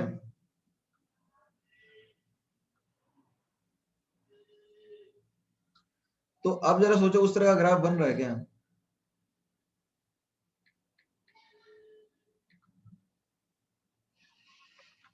उस तरह का ग्राफ बन रहा है क्या? ऐसा ग्राफ बन रहा है टू स्टेज, जैसे ये देखो सिंगल स्टेज हुआ, ये टू स्टेज हुआ, ये 3 स्टेज हुआ, यही पढ़ा था ना हमने। उस तरह का ग्राफ बन रहा है? नहीं बन रहा, तो ये आंसर होगा क्या? तो ऑप्शन ए हमने एलिमिनेट कर दिया, ऑप्शन ए तो अपना नहीं हो सकता। कोई दिक्कत है?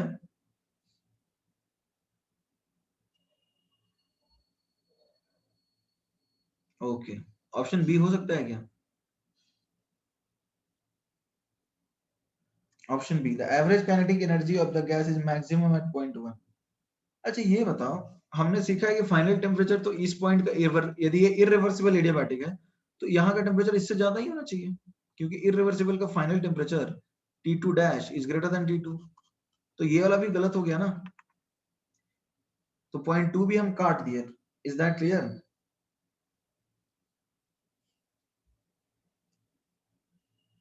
ठीक है, ओके फाइन। अब जरा समझते हैं क्या है। अब जरा देखते हैं, work done by surrounding in reaching state 3 will B maximum. Okay, अच्छा एक बात बताओ, work done by surrounding in reaching state 3 will B maximum. Area under the curve तो सबसे ज्यादा किसका दिख रहा है तुम्हें, बताओ? एरिया अंडर द कर्व तुम्हें लगता है कि कभी सबसे ज्यादा 3 का मैक्सिमम होगा? सेकंड कैसे रिजेक्ट किया वो भी समझाओ। सेकंड इसलिए रिजेक्ट किया सिद्धेश, क्योंकि देखो इस पॉइंट पे, सेकंड पे जानते हैं हम, ये एडियाबैटिक, ये तो सिंगल स्टेज बोला है ना, ये तो सिंगल स्टेज है, ये तुम जानते हो, this is single stage compression, जो कि एडियाबैटिक है। तो एडियाबैटिक का फाइनल पॉइंट ये है, एडियाबैटिक इरिवर्सिबल का, this is adiabatic irreversible, this is adiabatic reversible. कोई दिक्कत है? This is adiabatic irreversible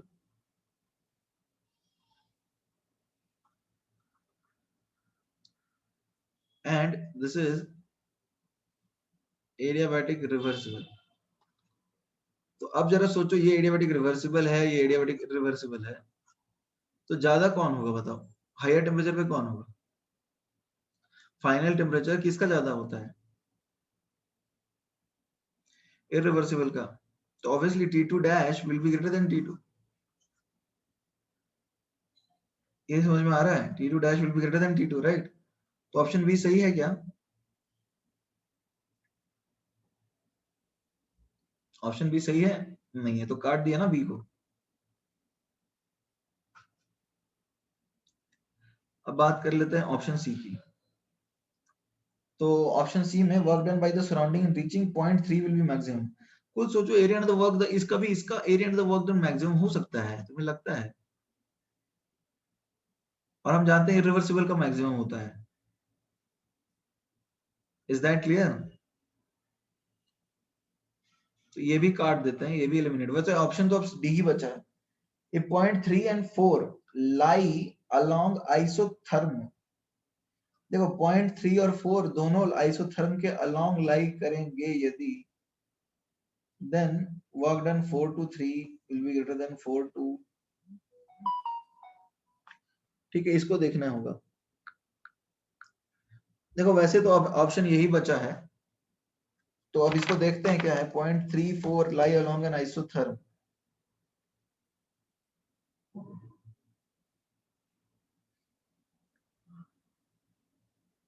point 3 4 lie along an isotherm। Okay,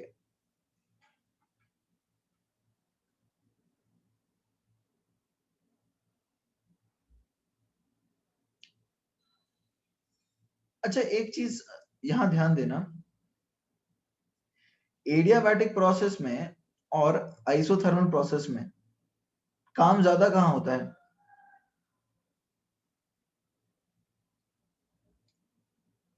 isothermal में ना। बट फिर भी देखते हैं, इसको थोड़ा सा एनालाइज करते हैं, 2 मिनट टाइम तो है ना, इसको एक बार देख लेते हैं, फिर एनालाइज करके प्रॉपर आंसर करेंगे, सारे एस्पेक्ट कंसीडर कर लेते हैं, ठीक है? इसमें 2 3 दिख रहे हैं, 2 मिनट टाइम देना।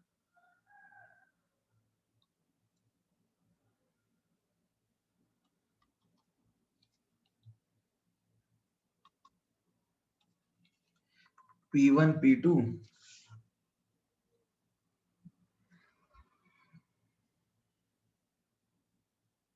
4 1 2 3, ठीक है, 4 से 1, ठीक है। An ideal gas is taken from initial state P1 to final state P2 by 3 different process. ये अब देखो जरा समझते हैं इसमें क्या क्या हो सकते हैं चीजें।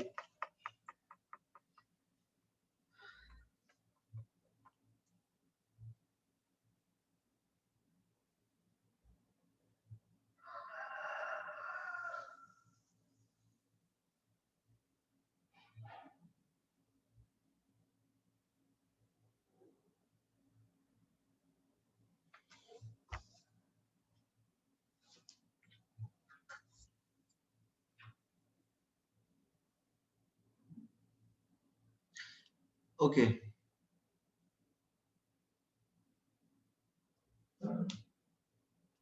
अच्छा वर्क डन मैक्सिमम कौन सा होगा बताओ? तुम्हें नहीं लगता है कि work done 4, C work done 4 to 2 जो है ये है W मैक्स किसका? W adiabatic. ये समझ में आया? यदि एडियाबैटिक कर रहे हैं तो एडियाबैटिक के केस में वर्क डन मैक्सिमम होगा, और एडियाबैटिक के केस में W4 to 1 is W min in W adiabatic. Adiabatic के केस में ये 4 to 1 मिनिमम है और एडियाबैटिक के केस में 4 to 2 मैक्सिमम है। तो ये ऑर्डर तो क्लियर है ना कि 4 to 2 is greater than 4 to 1, ठीक है, ओके। अब बात कर रहे हैं कि पॉइंट 3 एंड 4, 3 और 4 आइसोथर्मल हो गए, तो अब तुम्हें पता ही है कि वर्क डन तो ज्यादा ही होता है आइसोथर्मल के केस में, एडियाबैटिक के कंपैरिजन में वर्क डन आइसोथर्मल से ज्यादा ही होता है, तो वैसे भी उस लाइन में आ जाना चाहिए वो। तो ये तो उस पॉइंट सेटिस्फैक्टरी लग ही रहा है, क्या बोलते हो, ये ऑप्शन सेटिस्फैक्टरी लग रहा है, तो इसको सही बोल देते हैं। ठीक है, next question.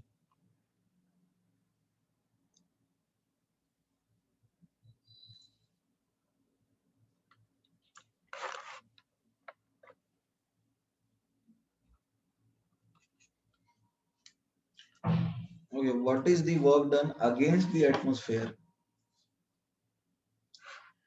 when 25 gram of water evaporates or vaporizes? H2O liquid convert होता है H2O गैस में, ठीक है, और 25 ग्राम यानी 25/18 मोल हो गया, ठीक है। Evaporizes at 373 degree Kelvin against a constant external pressure P external 1 atm है, और ये इसके मोल्स हैं, ओके, ठीक है। अच्छा, एंथैल्पी ऑफ वेपराइजेशन आपको क्या दे रखा है? एंथैल्पी ऑफ वेपराइजेशन आपको दे रखा है 9.72 किलो कैलोरी पर मोल। तो यहाँ तो तुम्हारे पास 25/18 मोल है ना, तो डेल्टा एच इस प्रोसेस के लिए इतना आएगा। ये क्लियर हुआ एवरीबॉडी? डेल्टा एच इस प्रोसेस के लिए इतना ही होगा, राइट? इज दैट क्लियर और नॉट? तो एक बार देखो ये कितना आता है कैलकुलेट करके। 13500 कैलोरी आता है, ठीक है, तो 13500 कैलोरी लिख देते हैं। अब हमें क्या निकालना है? हमें निकालना है चेंज इन इंटरनल एनर्जी। चलो ठीक है, तो वर्क डन क्या होगा एवरीबॉडी? वर्क डन क्या आएगा? वर्क डन आएगा माइनस पी डेल्टा वी, जो भी P DV, right? Is that clear? External pressure 1 atm है, और वॉल्यूम कैसे पता करेंगे एवरीबॉडी? वॉल्यूम कैसे पता करेंगे?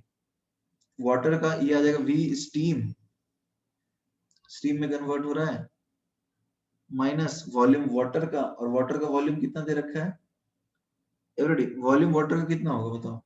25 ग्राम का 25 ml मान लें एवरीबॉडी, 25 ग्राम का 25 ml मान लेते हैं, क्योंकि 1 ग्राम पर लीटर होता है, 1 ग्राम पर ml होता है, सॉरी। हाँ,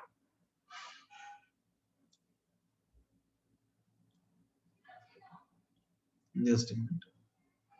तो वॉल्यूम ऑफ स्टीम कैसे निकालोगे एवरीबॉडी? वॉल्यूम ऑफ स्टीम कैसे निकालोगे? PV is equal to nRT use करोगे। V आ जाएगा nRT, ठीक है। एक सेकंड, हेलो। तो अच्छा, क्या बोल रहे हो? सिर्फ एक ऑप्शन में सम 1350 है, मतलब क्या बोलना चाह रहे हो तुम?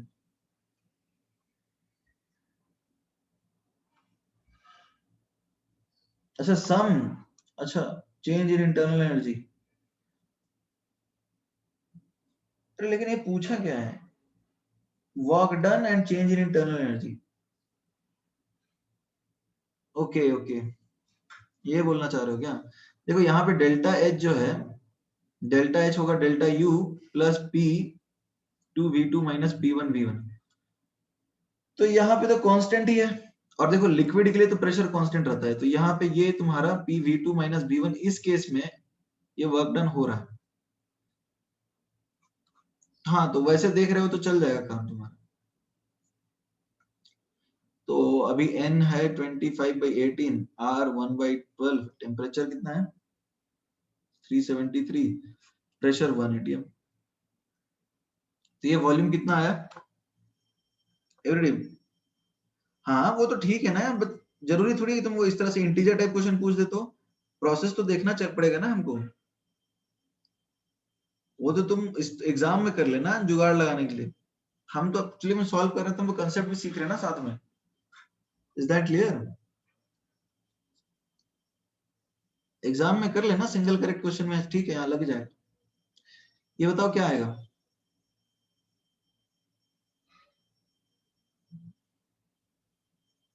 एवरीडे ये वैल्यू क्या है?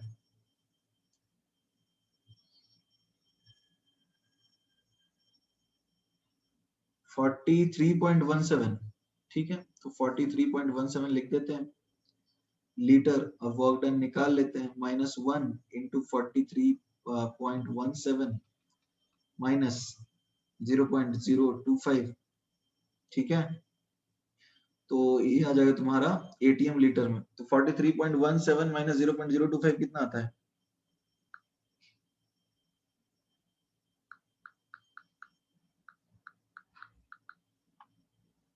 ये आता है 43.145 एटीएम लीटर, ठीक है। अब एटीएम लीटर को आप कन्वर्ट कीजिएगा किस में? कैलोरी में। पहले तो जूल में कन्वर्ट कीजिए, तो 100 से मल्टीप्लाई कीजिए, ठीक है। फिर कैलोरी से कन्वर्ट करने के लिए 4.18 से डिवाइड कीजिए, तो ये आपका कैलोरी में आएगा। अब आपने क्या निकाल लिया? डेल्टा एच निकाल लिया है, तो डेल्टा यू होगा प्लस ये जो आपका P2V2 माइनस P1V1 है, ये इसका मॉड निकाल सकते हैं हम। तो ये मॉड हो जाएगा आपका ये वैल्यू।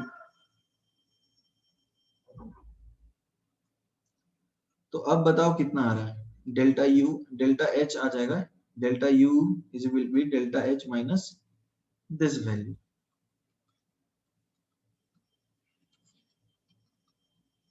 ये देखो कितना आता है।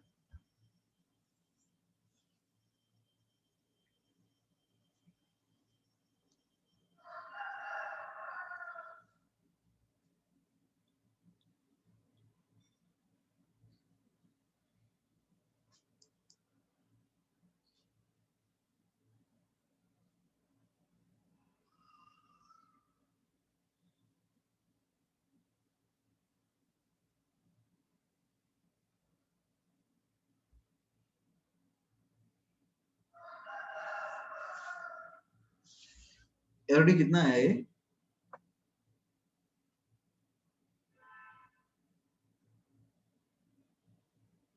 चेक कर लिया सोल्यूशन?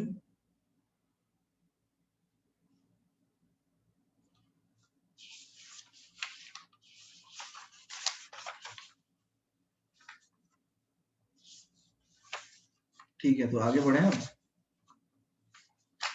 अच्छा, सारा आज लगता नहीं हो पाएगा, हमें एक और क्लास लग जाएगा इसके डिस्कशन में, ठीक है। एक और क्लास ले लेंगे, नेक्स्ट वीक भी कर लेंगे, ठीक है, किसी एक दिन। लास्ट स्लाइड ये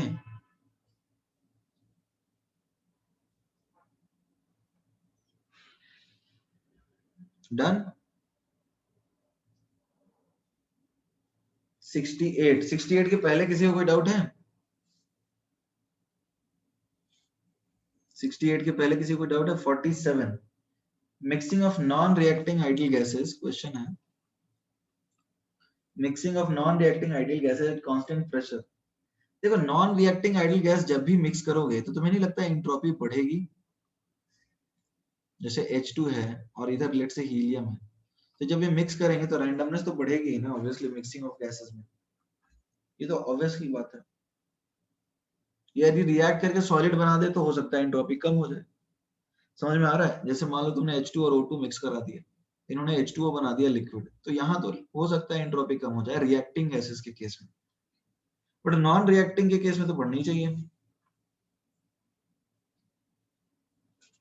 नेक्स्ट 63 के पहले कोई डाउट है? 59 के पहले, 59 के पहले कुछ है? 58, अरे 59 के पहले 58 मतलब नंबर पता ही नहीं पूछ रहा हूँ, 59 के पहले 58 ही आता है। 58 में डाउट है क्या?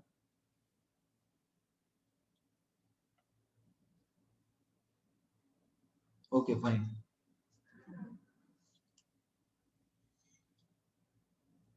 Calculate the entropy change for transition at 368 Kelvin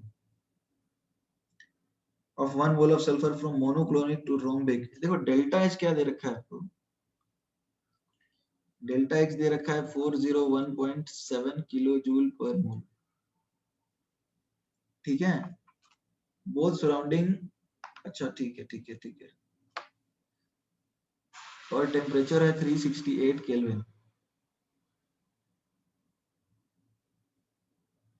तो ये तो आसान है। डेल्टा एच सिस्टम क्या आएगा? डेल्टा एच सिस्टम आएगा डेल्टा एच अपॉन टी। ये क्लियर है एवरीबॉडी?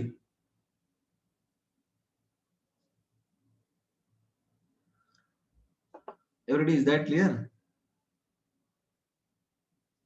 ओके, तो ये कितना आ रहा है एक बार देखो तो।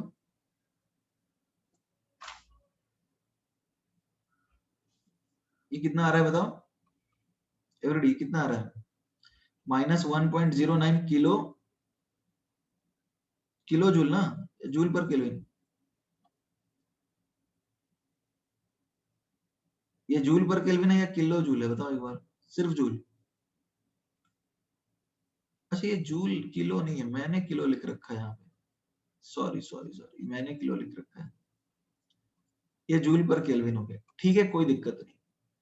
अच्छा यहाँ तक तो कोई डाउट नहीं होना चाहिए ना किसी को? अरे रुक तो जाओ बालक, इसने पूछा क्या है?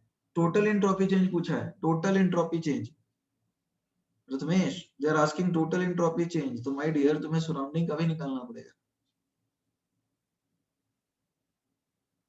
तो सराउंडिंग के लिए देखो सिस्टम ने +40 तो सराउंडिंग तो प्लस होगा ना, ये समझ में आ रहा है? सिस्टम सराउंडिंग हीट एक्सचेंज करते हैं, तो ये माइनस है तो ये प्लस होगा, कोई दिक्कत है इसमें? अब सराउंडिंग का टेम्परेचर क्या सिस्टम के टेम्परेचर से सेम होगा जरूरी है एवरीबॉडी? तो अब सराउंडिंग का टेम्परेचर 273 दिया है देख लो, तो अब इनको ऐड कर दो, तुम्हारा आंसर आ जाएगा। तो अब डेल्टा एस टोटल निकाल लो, ठीक है।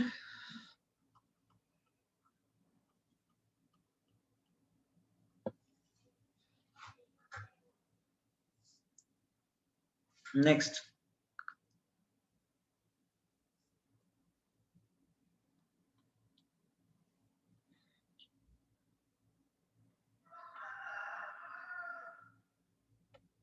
फिफ्टी नाइन,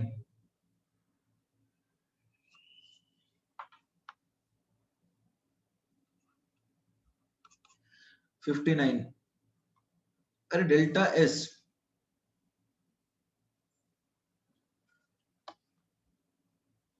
देखो एक रिएक्शन है 4Fe3O4 plus O2, it will give you 6Fe2O3। Entropy आपको दी हुई है, तो डेल्टा एस रिएक्शन की क्या होती है, ये होगी 6 times SFe2O3 minus SO2 minus SFe3O4। अब ये आ जाएगा 4। ठीक है, या कोई डाउट है?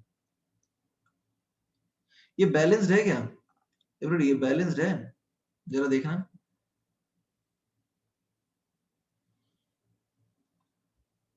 बैलेंस्ड है। तो अब ये तुम्हें दे रखा है -266,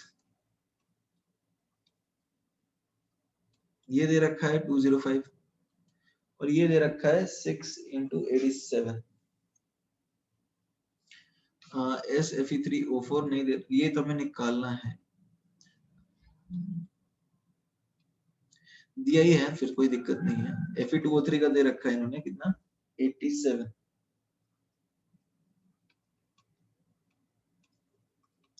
तो ये निकाल लो ना Fe3O4 का, क्या दिक्कत है?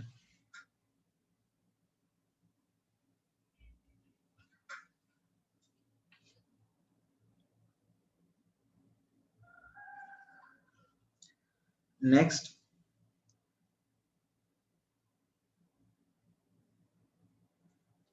टू 205 और 87 इनकी इंट्रोपीज है, और क्या इंट्रोपीज है ना उनकी। लिखा है ना कि ब्रैकेट में स्टैंडर्ड इंट्रोपी दिया हुआ है मोलर, देख लो, लिखा है ना कि ब्रैकेट में आपको ये दिया हुआ है स्टैंडर्ड मोलर इंट्रोपी।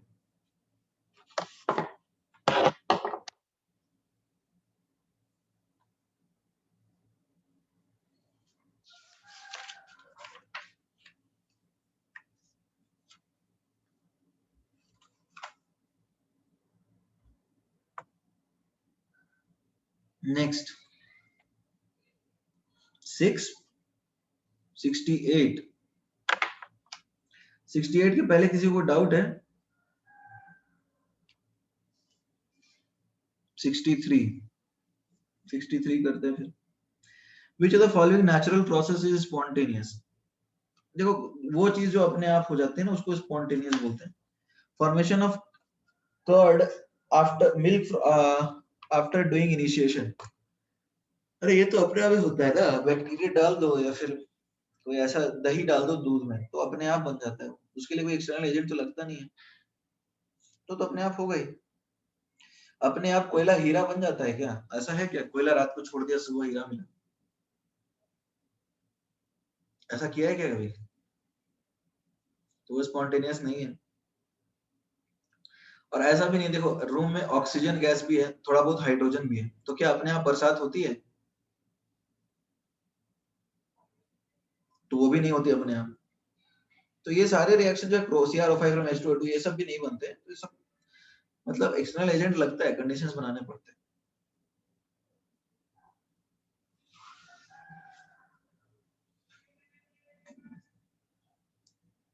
नेक्स्ट,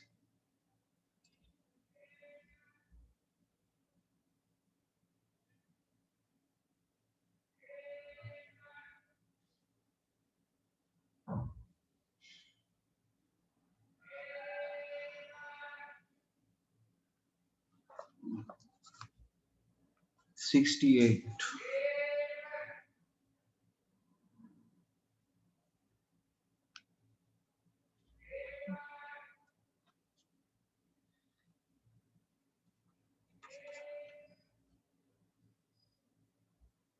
देखो इफ डेल्टा जी, जो तुम्हारे पास एक रिएक्शन है 2Fe solid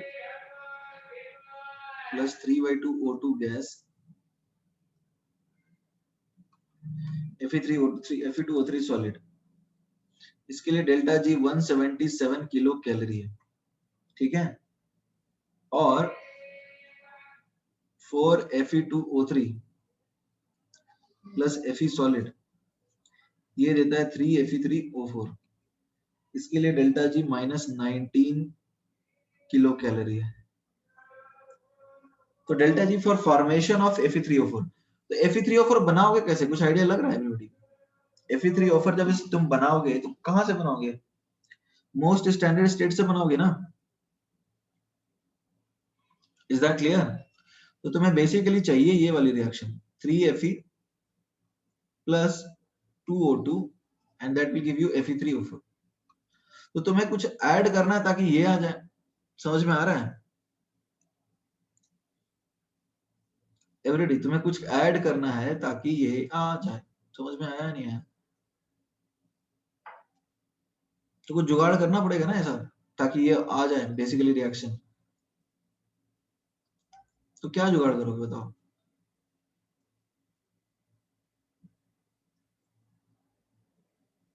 कुछ समझ में आ रहा है क्या जुगाड़ करोगे? इन दोनों रिएक्शंस को ऐड करके देखें। एक सेकेंड, जुगाड़ देखते हैं क्या लगा सकते हैं अपन। देखो इनको ऐड करने पे 3Fe आता तो है और प्लस यहाँ पे 3Fe2O3 भी आ जाता है और 3/2O2 आता है और 3Fe3O4 भी आता है। तो अब यहाँ पे Fe2O3 एक्स्ट्रा आ रहा है। नहीं Fe2O3 एक बच जा रहा है, ठीक है। तो कुछ और ही करना पड़ेगा हमें। Fe2O3 को तो कैंसिल करना है, ये समझ में आ रहा है ना? Fe2O3 को हमें कैंसिल करना है। Is that clear? तो हमको क्या करना पड़ेगा, हमें मल्टीप्लाई करना पड़ेगा इक्वेशन 1 इंटू 4 प्लस इक्वेशन 2। इसको 4 से मल्टीप्लाई करना पड़ जाएगा। समझ में आ रहा है सबको? ताकि ये दोनों कैंसिल हो जाए। तो इसको 4 से मल्टीप्लाई करके इसको ऐड कर दो, फिर सिंप्लीफाई कर लो। ठीक है, तो अब देख लेते हैं।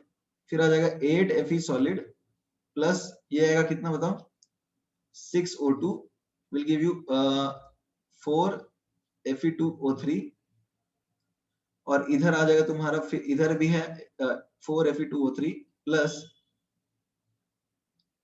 FeS और प्रोडक्ट में मिलेगा 3Fe3O4। तो अब ये कैंसिल हो जाएगा। तो फाइनली तुम्हें क्या मिला?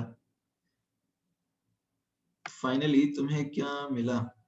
तुम्हें मिला 9FeS plus 6O2 give you 3Fe3O4। तो अब इसको तुम्हें 1 मोल के लिए निकालना है, तो तुम क्या करोगे, फिर से 1/3 कर दोगे इसको। सो 3FeS plus 2O2 will give you Fe3O4। तो समझ में आया? Equation 1 into 4 plus equation 2 divide by 3, ये आएगा आंसर।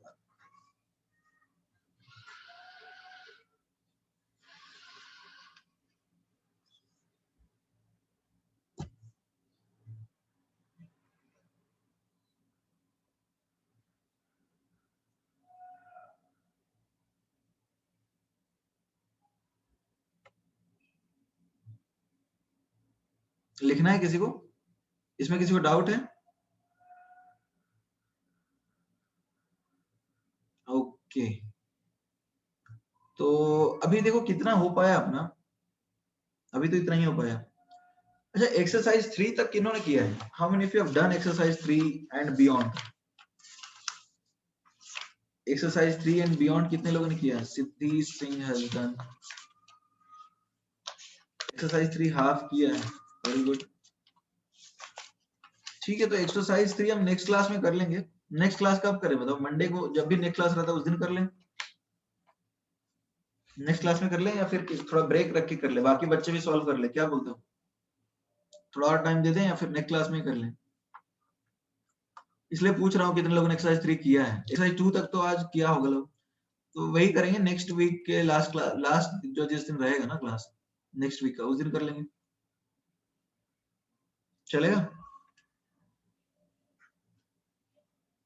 तब तक सारे बच्चे कर भी लेंगे, टाइम मिल जाएगा ना उनको करने का।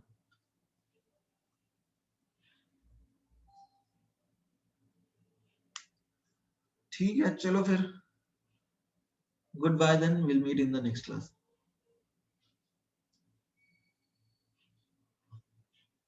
हाँ फ्राइडे कर लेंगे, फ्राइडे को कर लेंगे, तब तक बाकी बच्चे भी एक्सरसाइज 3 तक कर लेंगे, और जब सबका हो जाएगा तो अपन कर लेंगे डिस्कस, क्योंकि अभी ज्यादातर बच्चों ने नहीं किया है, तो अभी कुछ करे हुए रहेंगे और मंडे को करेंगे तो फिर वो बच्चे अटेंड नहीं करेंगे। अभी भी देखो ज्यादातर बच्चे भाग ही गए थे सारे, मुझे नहीं लगता ज्यादा लोग एक्सरसाइज 2 तक भी सॉल्व किए थे। एक्सरसाइज 1 तक भीड़ थी,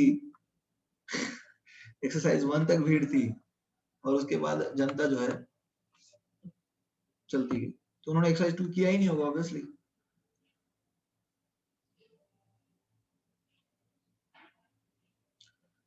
चलो फिर गुड बाय।